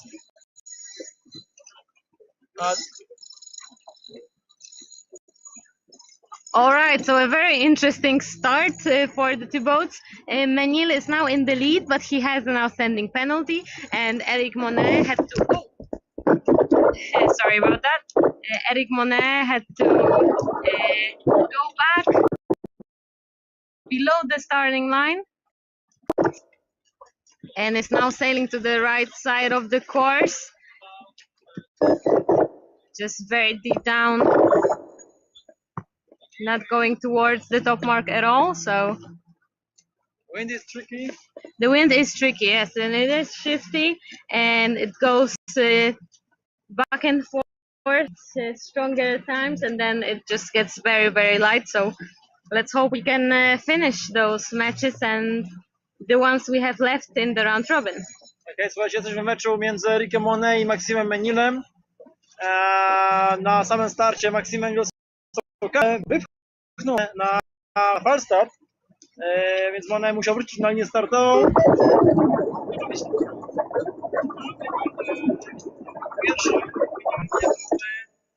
Ale ma karę, więc teraz prowadzi, ale no, musi uważać. Coraz bardziej nawias z końca do prawej. I jest to tutaj przedstawić całą trasę bardziej w lewo z komisją.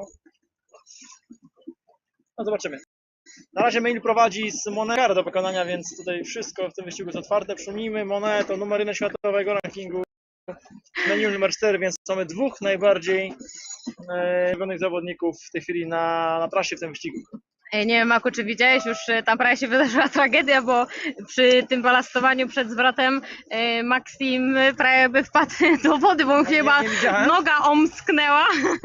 Chyba to było za daleko, żeby było widoczne na kamerze, ale tak, Francuzi by wylądowali w wodzie, było to możliwe. już wiedziałam, że robię ostrożnie. Alright, we are heading upwind with Maxime Menil and Eric Monet. A lot of tacts going on. Very smooth on both sides. We are heading Tack after upwind. tack. Tack after tack on both boats. It's a tricky tack from Monet. He is still on starboard. Both teams are working very hard to keep the boats running. And how they pump the boats after the tack. This is not against rules. They can pump once per tack. So they use it as much as possible. And now we are just crossing the Ecuador, who is leading his match against Pool, and Pool is behind with outstanding penalty. So we match is downwind and it is a win for Jeppe. Interesting now how Monet will follow Menil, as remember Menil has still a penalty to do, and this is the first beat for both teams. So a long way to go.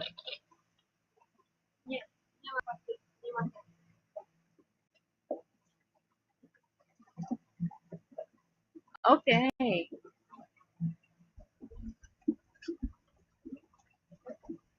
I am not sure to which up mark we are heading to. It looks like it might be the red one. You can see the Swiss team, Eric Monet, doing attack right now, and Maxime Menil, the French team, is already at the top mark. Okay, dobra, natomiast to Match tutaj in można górę, black. tam się nie przyda, więc spoko. That's the team's name by Normandy Elite team. Already on the downwind. Head is up. Very low wind conditions this afternoon, but we are managing Eric Monet on the mark now. Yeah, but the gap now is quite a big one, and it's possible that Maxime is able to turn the penalty. You think so, Mako? I think it's manageable, but it will be a tough task. I think it's on the edge now. It depends how fast will be Eric. If he will not catch any gust, that probably Maxime is able to. I think is able to turn them now. But it's not the final downwind, so yeah, exactly. This is only 1 week to go. Exactly. This is only the first downwind, so we still have one entire lap to sail. But now it looks good for Maxime Menil. Mona has to speed up, like in a movie Wind from '92. Let's speed up, and they speed up. So it's not so easy here. Mocno zmiana z prawej tu jeszcze jest, wchodzi, więc jakby się dało coś poza czerwoną wstawić w prawo, byłoby zajebiście.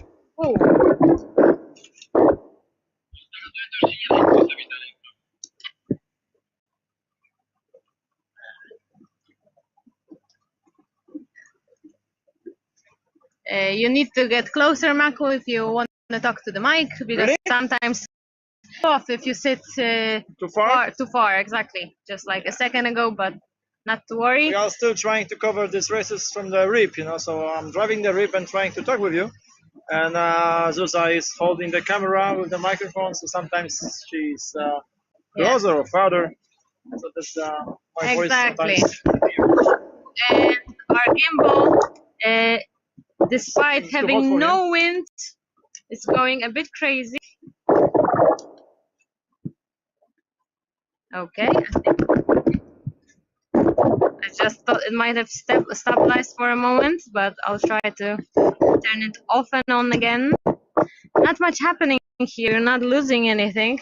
Maxime Menil is in the lead, and he just rounded down with Mark.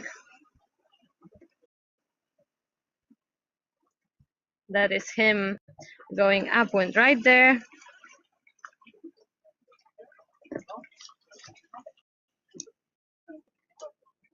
Don't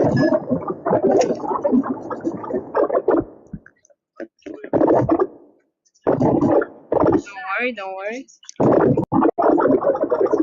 trying to fix the video.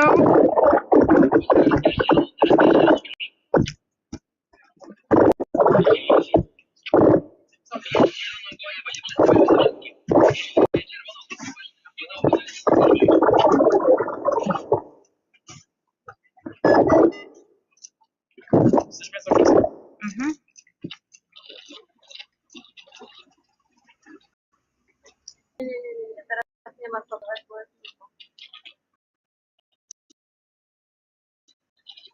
Okay, no, it's not working yet. Oh, there it is now.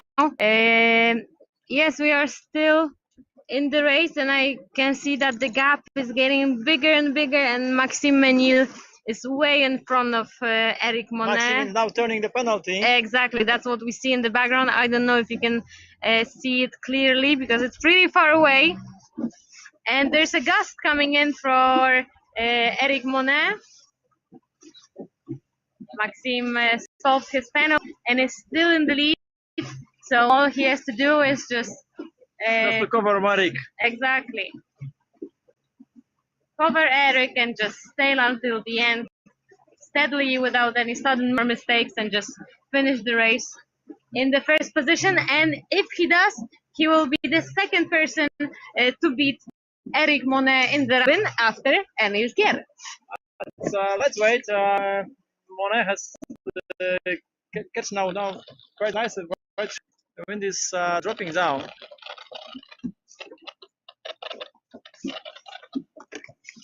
So it's not now.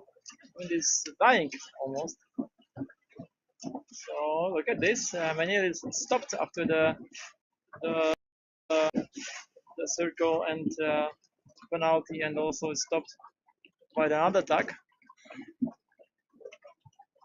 There was some unfortunate after from a rip or a motorboat crossing, and that stopped Menil even further. So this is a chance for Eric Monet to claim the victory in this race as well. We will see. From our perspective, it looks like Eric is moving slightly faster than Sim.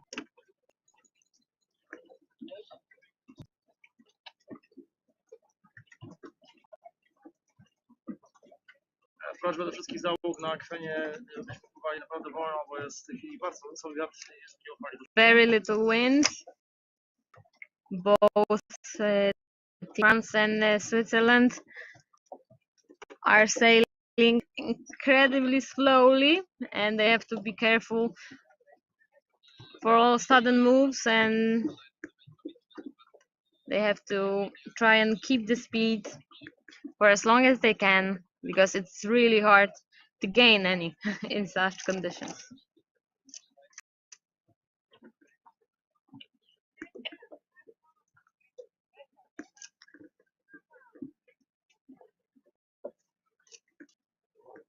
Barely any wind here on the upwind mark. It's from north now. And the wind, I think, is twisting now About 90 degrees. 90 degrees. Looks like we have a wind from a completely different direction now.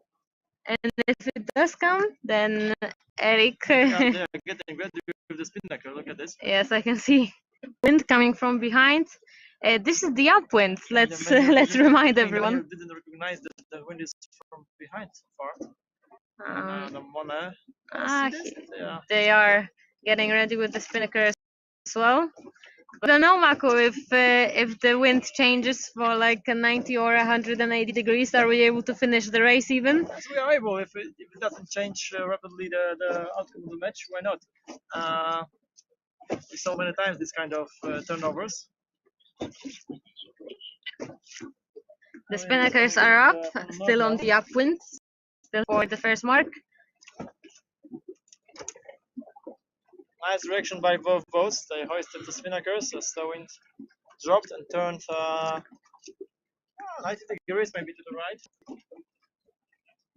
See, looks like Monet profits out of it more.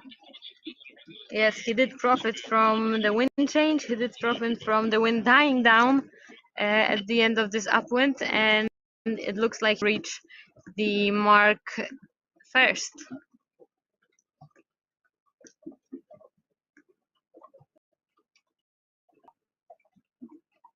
Of course, there will be a huge discussion if to abandon the race or not.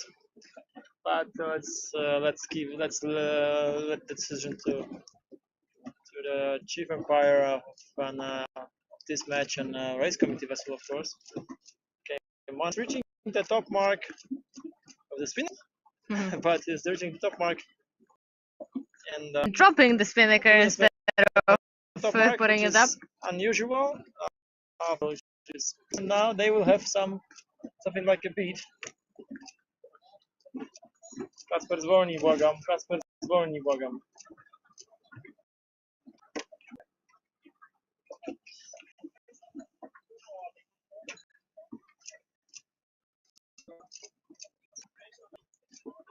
All right, so we are heading to the finish on a slight hint, I would say.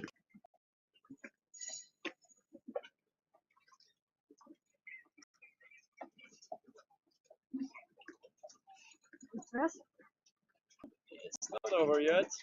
We have now beat to the finish.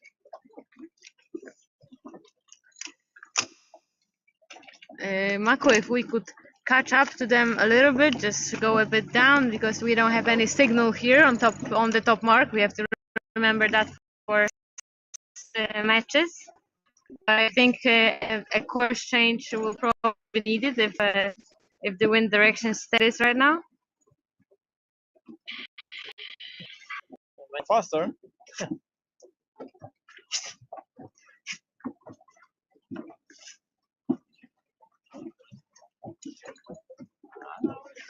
It will be interesting how Maxime Menil can overtake Monil in these conditions, and as he is faster now. It's hard to say he's faster. He's barely moving, but he is moving slightly faster. Yeah, they are moving quite nice even. You think? I think Eric just stopped yeah, we are sailing now, together basically. with them. It is about 3 knots now, so it's not at the normal speed, but still is quite good speed. Look at Menil, he's closing now to Monet. They both got a little bit more wind now. Trying to hoist the spinnaker again. But Maxime was a bit faster. Look at this, what they do. Menil is still faster. He is still faster. Just pass from the leeward side and catch fresh wind. Otherwise, we'll just cover him. Interesting situation now. And we have a drag race to the finish line now. Right of way is now Maxime Menil, but we'll try to go away from Eric to allow him to catch his wind.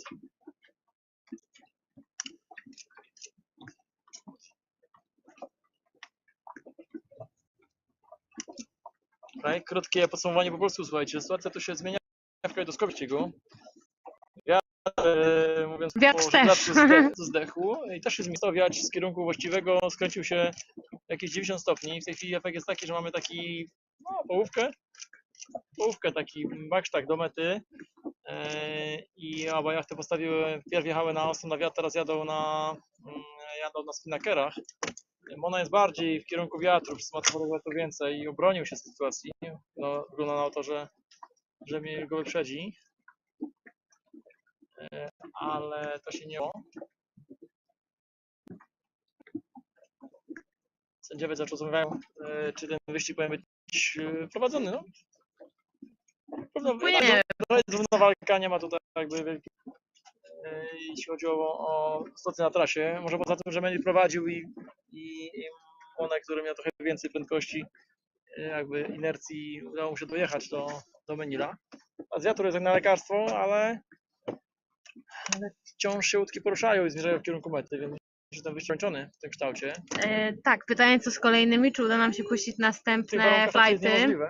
No właśnie, tak naprawdę teraz to nie znamy do końca kierunku, nawet ciężko by było się z trasą, ale spróbujemy to zrobić mimo wszystko i poczekamy może na jakieś jeszcze, na jakąś cudowną bryzę. która uratuje dzisiejszy dzień i uratuje ćwierćfinały.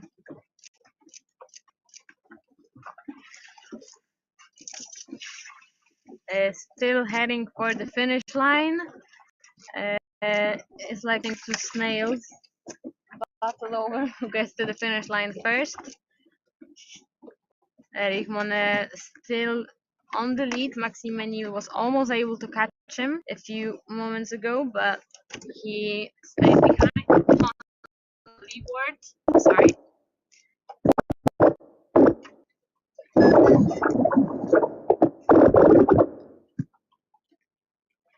All right. Look, I think we need to have a short break. We will cut to our break screen and we will come back to you in some time when we know what is going on out on the water. Dziękujemy bardzo. Słuchajcie, wracamy do Was niedługo, bo urządzenie właśnie nam pokazało, że się przegra, że musimy się chwilowo schłodzić. Przerywamy transmisję, wrócimy jak tylko pojawi się jakiś...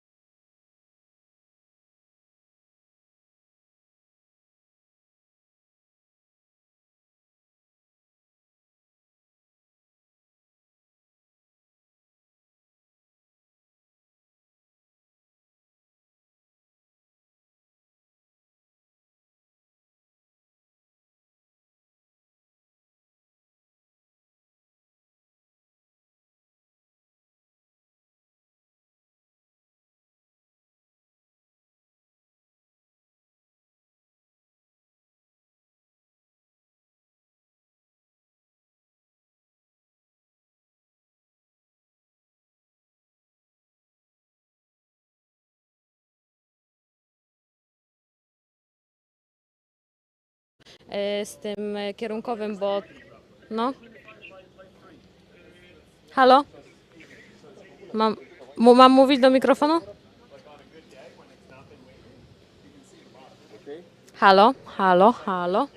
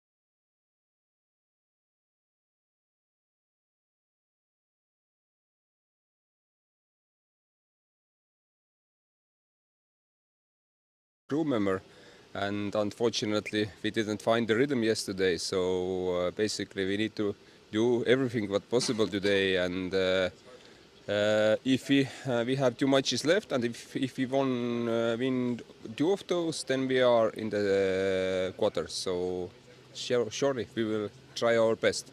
Okay, so you have to do everything you can now at the end of round robin. And what do you think about the competitors here? Because I think that the lineup is pretty strong this year. Yeah, for sure.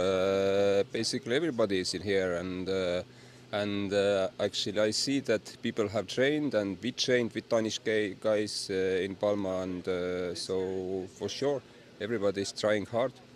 All right, can you tell me about the toughest match you've had so far? Was it yesterday? Was it today? And who was it against?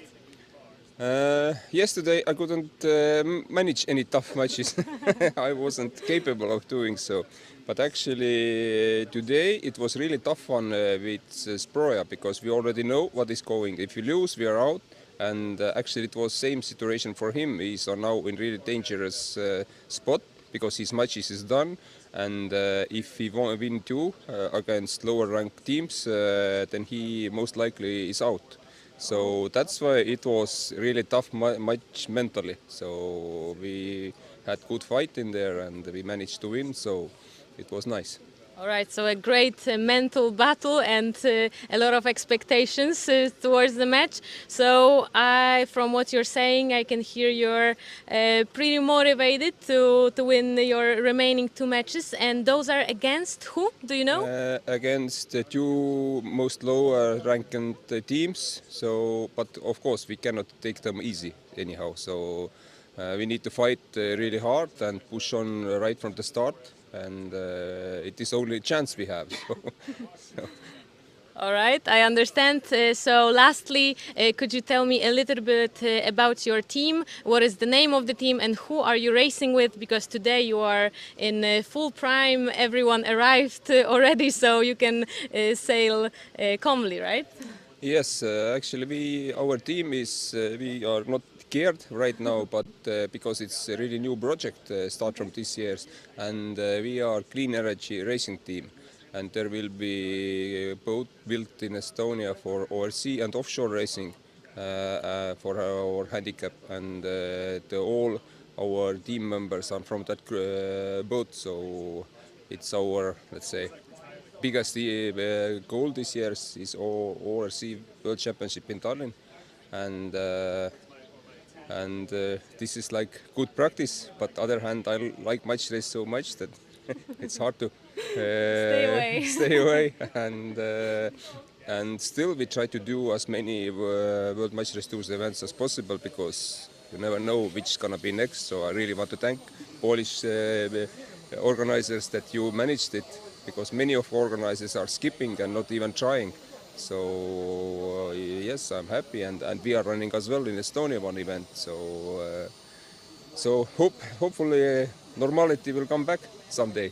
Yes, hopefully it will. Thank you very much. That was Mati Seb from Estonia. Good luck for the rest of the day. Thank you. All right, and you guys, we will wait here for a second. We'll find another skipper to talk to. I think Mako is already talking to some of the Danish guys. So let's cut to the waiting screen for just a few moments. I will try to bring someone back here and talk to them as well. See you.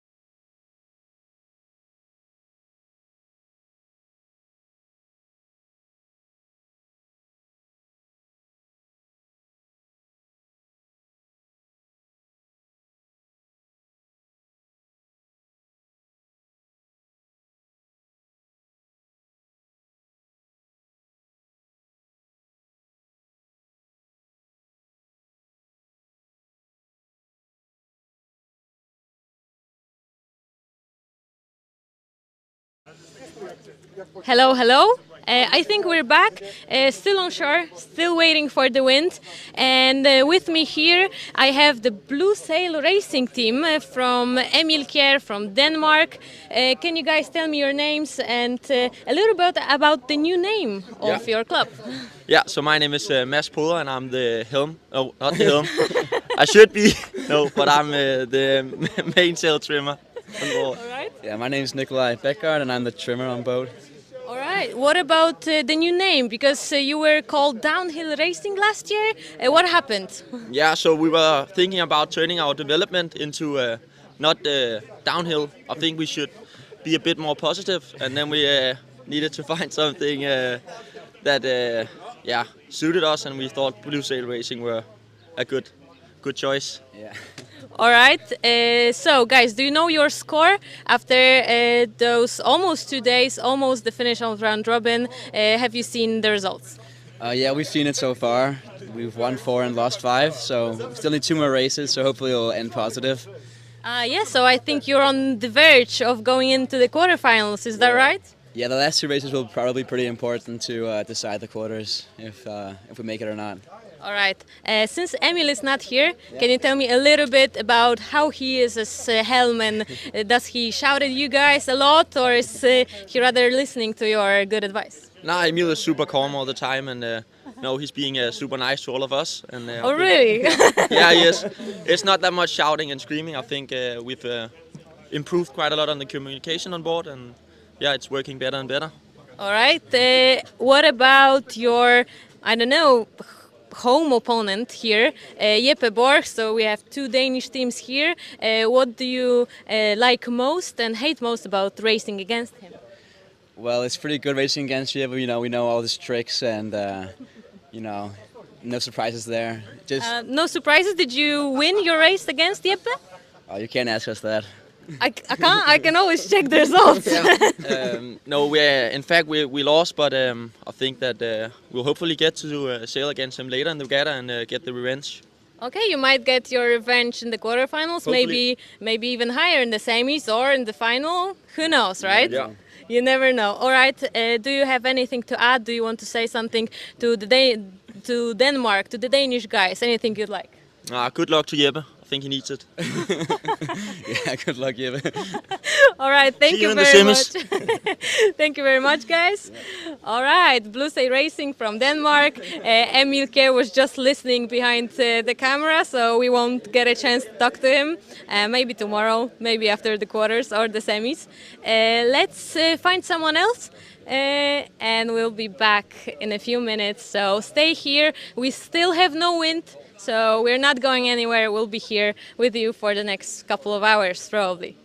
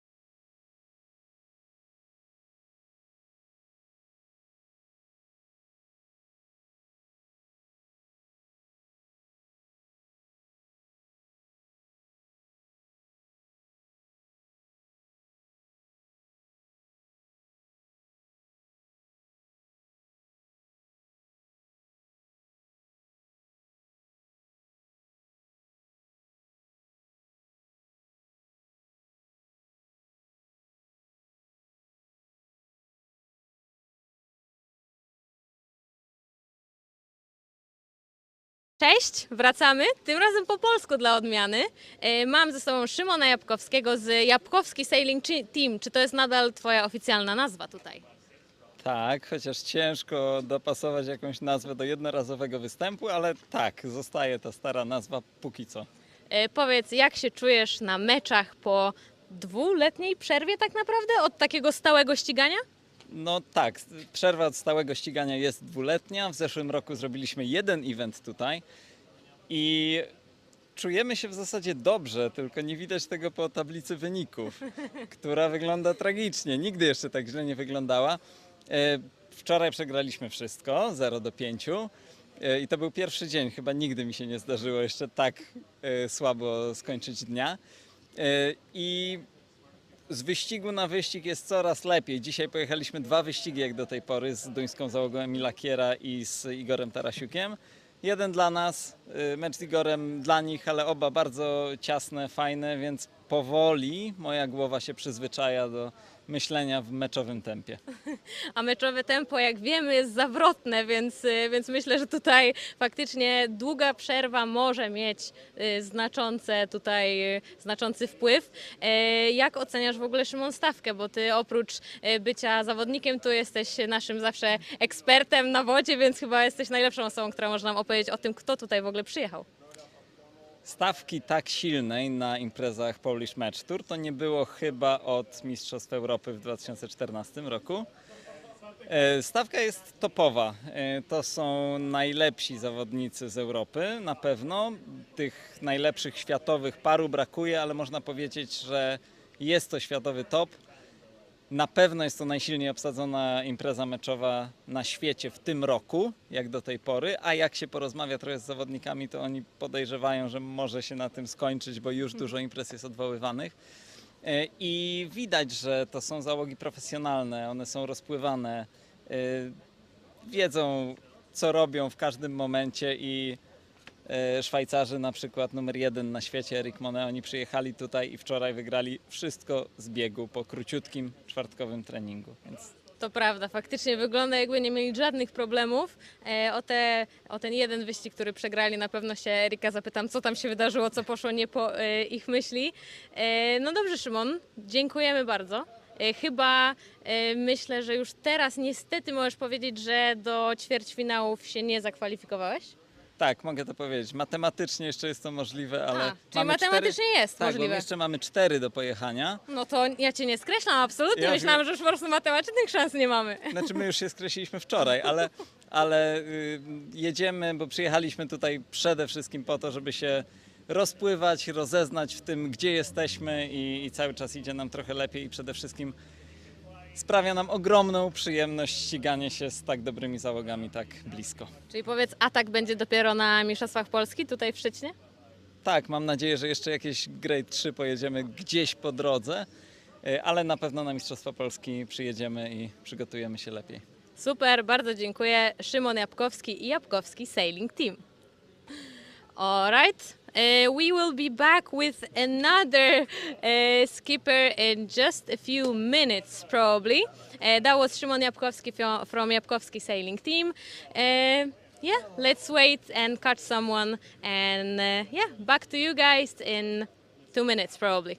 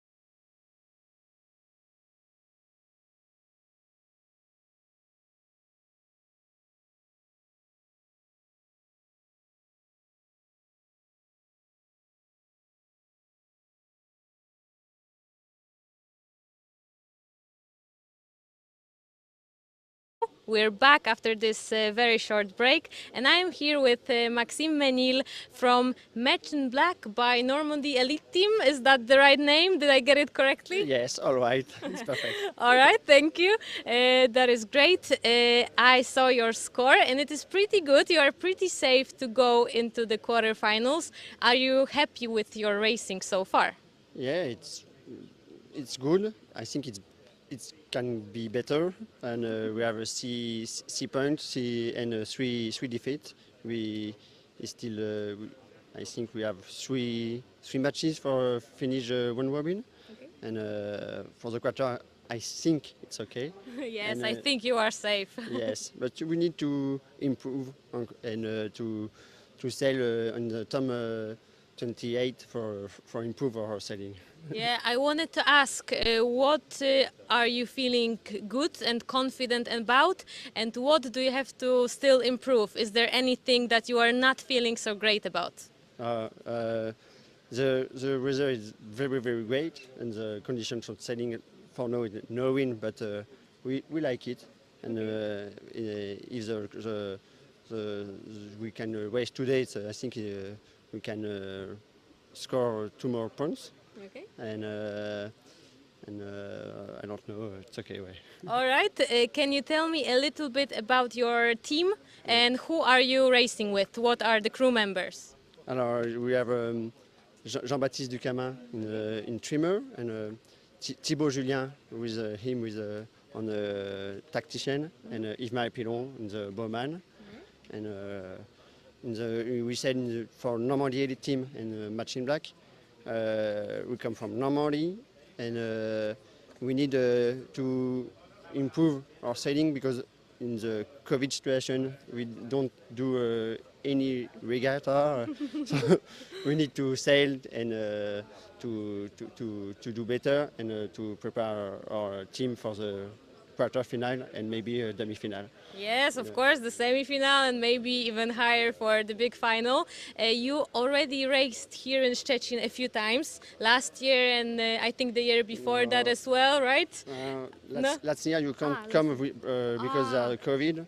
It's in 2 years ago. All right, it was 2 years ago, but you did some good sailing here already, so yes, definitely good luck for the rest of the event. And yeah, very good position on the water, so thank you very much for the interview, Maxime, and see you out there. Thank you, and thank you for engagement. It's very great. It's a very good place for sailing. Thank you. Great, thank you very much. Thank you. All right, thank you guys. I already saw someone else coming towards me, but yeah, we'll wait a few minutes more and we'll be back in a jiff again.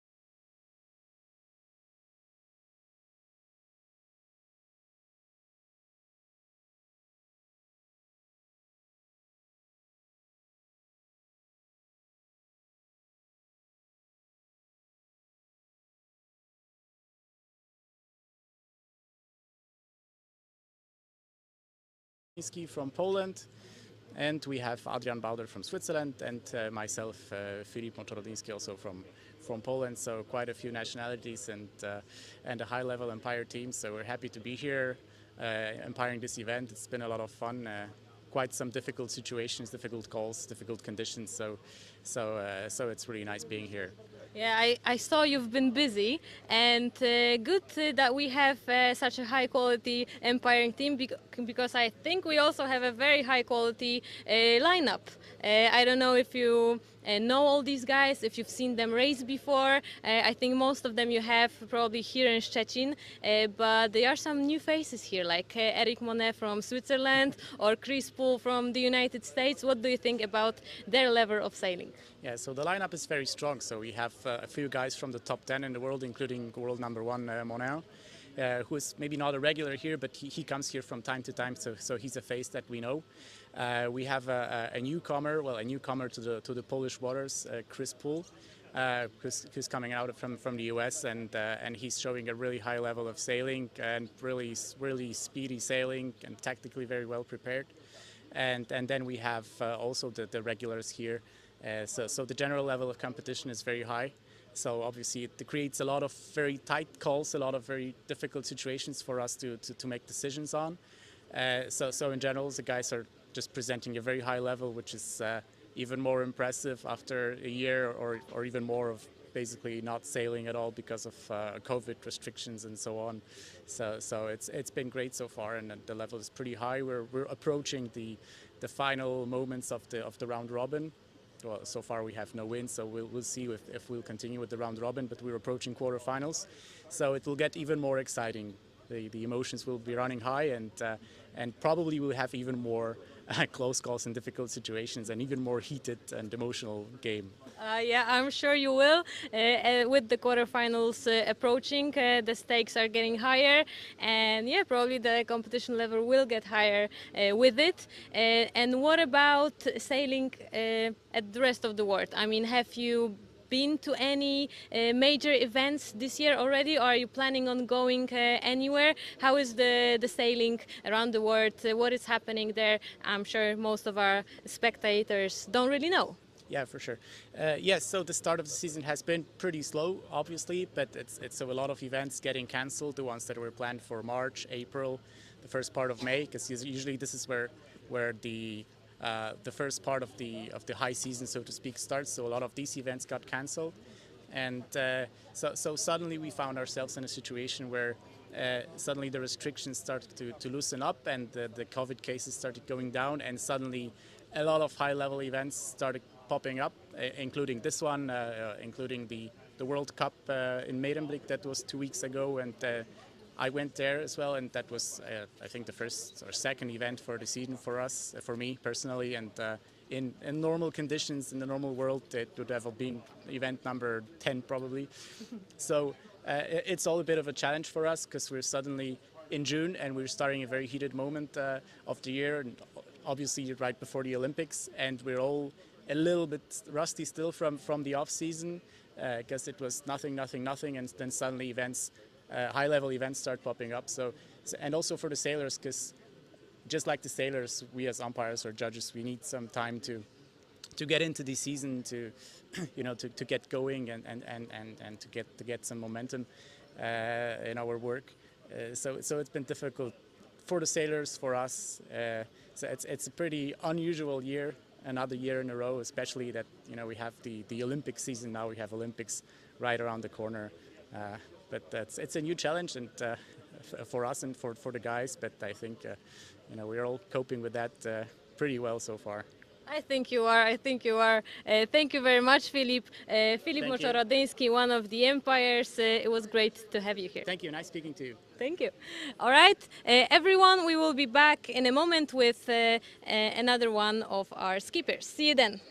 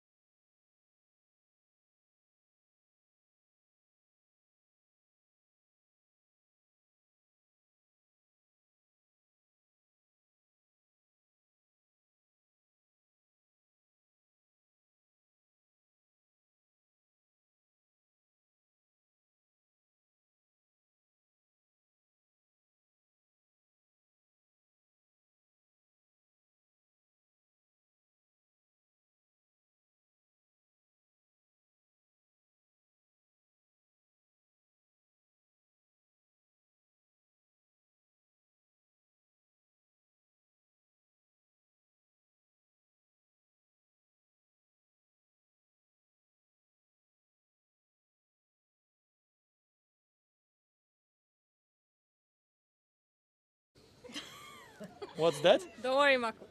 So that's the plan for now. Any questions? In Kraken will be. Remember, at 8 p.m. we have a party with Polish food and beer.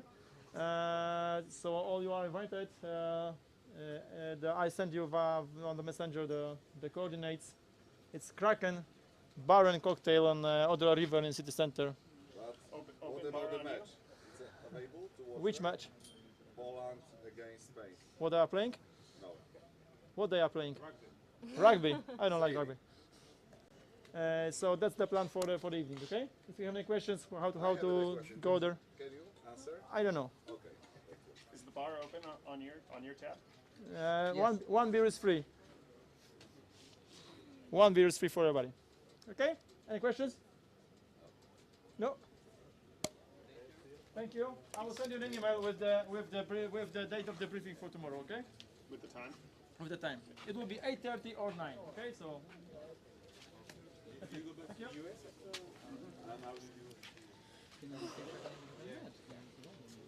Right now I have a plane ticket out of Warsaw, which is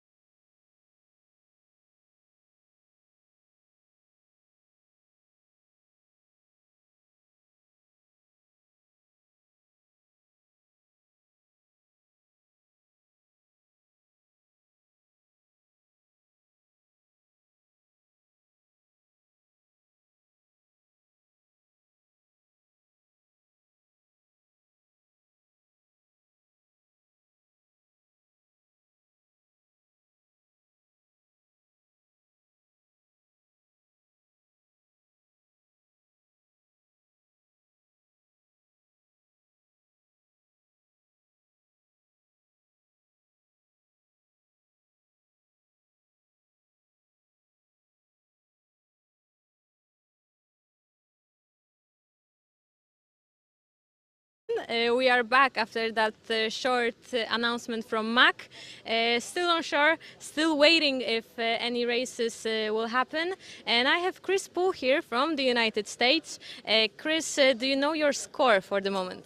I think we're 5-4, and we have 2 more races to go. So, waiting on wind. All right. Are you safe to go into the quarterfinals? I don't know. I haven't looked that much at the scores. I'll look at it when it's over. All right. So you're just sailing your best for now.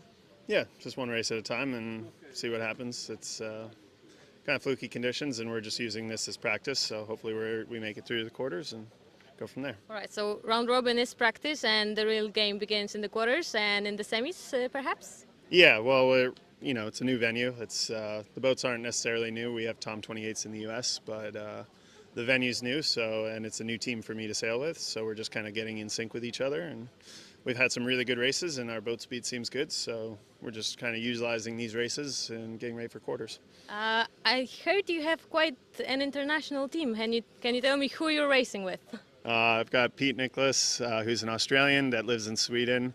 Ryan Wilmot, who's also an Australian that's living in Sweden, and then Marcus Bergquist, who is a Swedish resident national. They all came down, which was nice because they're not too far away, and given how my travels went, they had a much easier time getting here than I did.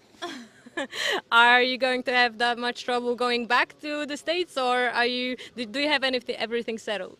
We're still working on that, trying to go home through Berlin, which we believe is possible. But we'll see. All right. Have you done any racing this year or at all in the COVID era in the States or somewhere in Europe? Not in Europe. This is my first time back here in Europe since I think 2019. But we had 2 events at Oak Cliff with their COVID bubble that they had set up in their protocols, which worked very well. So it was nice to be able to have match racing right down the street from me. But as far as that, the only international event I did since 2019 was going to Bermuda for the World Championships last year. All right. I think you're ranked 12th in the world ranking right now. Is that correct? Yes. Can you tell me some of your best match racing achievements? Because I have to admit, I really don't know what these are. We've finished on the podium a few years in a row with the Grand Slam Series, which is the 4 Grade 2 events back to back in the U.S., which is awesome, which is a lot of fun for the international teams. We've finished on the podium at Ficker Cup, which is the qualifier for Con. I think our best result overall was probably our 5th place at the World Championships last year. But we're chipping away, we're getting better, and hopefully this is a little bit better than last year, and the goal is to make it to the finals of the World Match Racing Tour this season. All right, cool. It's nice talking to a pro right here. And back to our venue here and our regatta here in Szczecin. How are you enjoying the venue overall? Except the fluky conditions. Well, it's a little interesting with it being such a shallow water venue. We had one of our races abandoned that we were in front. We touched bottom and unfortunately lost the lead, which is, I guess, nice to get to resail it. But the venue so far has been great. There's been wind and it's shifty and tricky, but the boats are good and the hosts, you guys are great. You put on a good event so far, and the Szczecin seems like a really cool city, and we're enjoying it. Yeah, it's great to hear. Can you tell me maybe your toughest match so far? Do you have one? Can you pick from all of those you've sailed? I think probably Eric Monin. He's a very good match racer, and he won't let you get any leverage, so he made it very tough for us to get back into, and we never quite got there. But you were leading the race, right, throughout the first upwind? Yeah, we were leading right up until the top mark, and then he got inside of us, which we had a debrief about that, and then we tried to claw our way back in, and we got close again at the top mark, but weren't quite able to. We got caught in a little bit of traffic at the top mark, and that's match racing. So. It is. Thank you very much, Chris. Chris Poole from the US. Thank you. We'll be back in a few moments if I manage to find some other skipper here on shore. Thank you guys, and see you in a bit.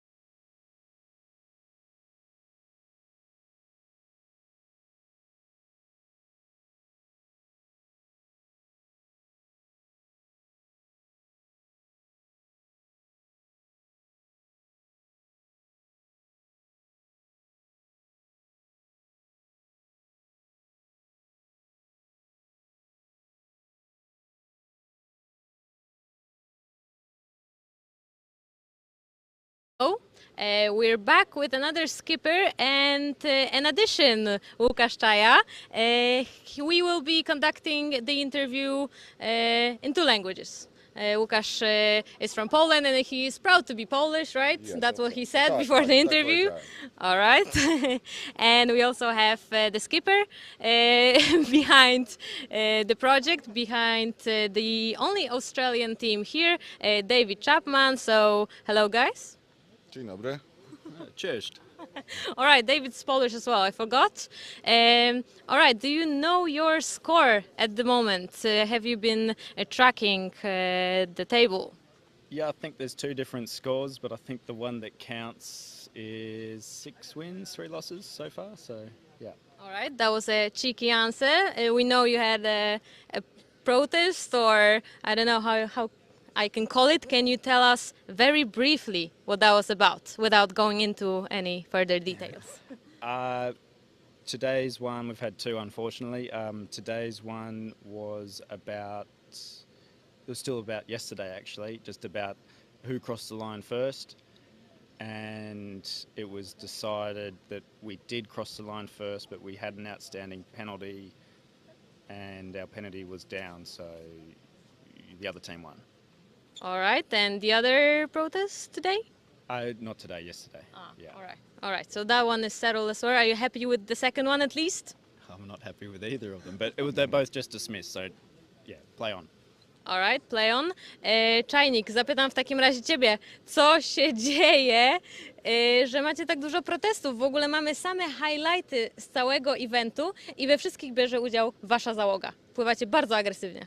Znaczy agresja to jedno, a chęć wygrania to drugie. Zawsze z nami jest dużo akcji i na lądzie, i na wodzie, więc będziemy się starali do samego finału Wam dostarczać jak najwięcej akcji, żebyście się mogli czym pochwalić na świecie. Bardzo dobrze, będziemy się w takim razie chwalić. Czajnik, jakbyś mógł powiedzieć, z kim w ogóle pływacie tutaj na tym evencie, bo David tak naprawdę wkroczył w ostatnim momencie, nie ma nawet naklejki na żaglu, jest to taki, powiedziałabym, dodatek i dodatkowy kraj u nas w rozgrywkach. Oczywiście, bo czarny koń zawsze nadchodzi z zaskoczenia. Miała być inna załoga polska Przemka Tarnackiego. Z załogi Przemka jest Japa, jest Bartek, no i ja zawsze z Davidem startuję w Polsce, więc stworzyliśmy szybko czarny zespół, można by tak nazwać, żeby te regaty wygrać. Oczywiście, proste pytanie, No, prosta oczywiście. odpowiedź, oczywiście. I'll ask David the same thing. Are you here to win? You basically appeared at the last second. What made you come here to Poland? Because unfortunately we had to retire from the Rolex Australia race, and it just happened that I managed to take Tonaki's helming spot, and I got his team, and this is the best team I've ever sailed with in Poland, and I'm really happy for that. And we got a good opportunity to do something great. All right, and just putting aside the protests and the tough calls, how is racing here so far, and what do you think about the lineup here? Yeah, it's probably half World Tour and half mixed, I guess. I'm still quite out of the scene, but it's pretty good. And today we're 4-0, so I'll let those results do the talking. Yeah, they do the talking, and you'll probably just get all warmed up for the quarters. So good luck to you guys. Thank you very much, David Chapman and Łukasz Czaja. Czajnik, I want to say Czajnik, but thank you very much. And yeah, see you guys in a bit. Ale mieliście najlepszą publiczność.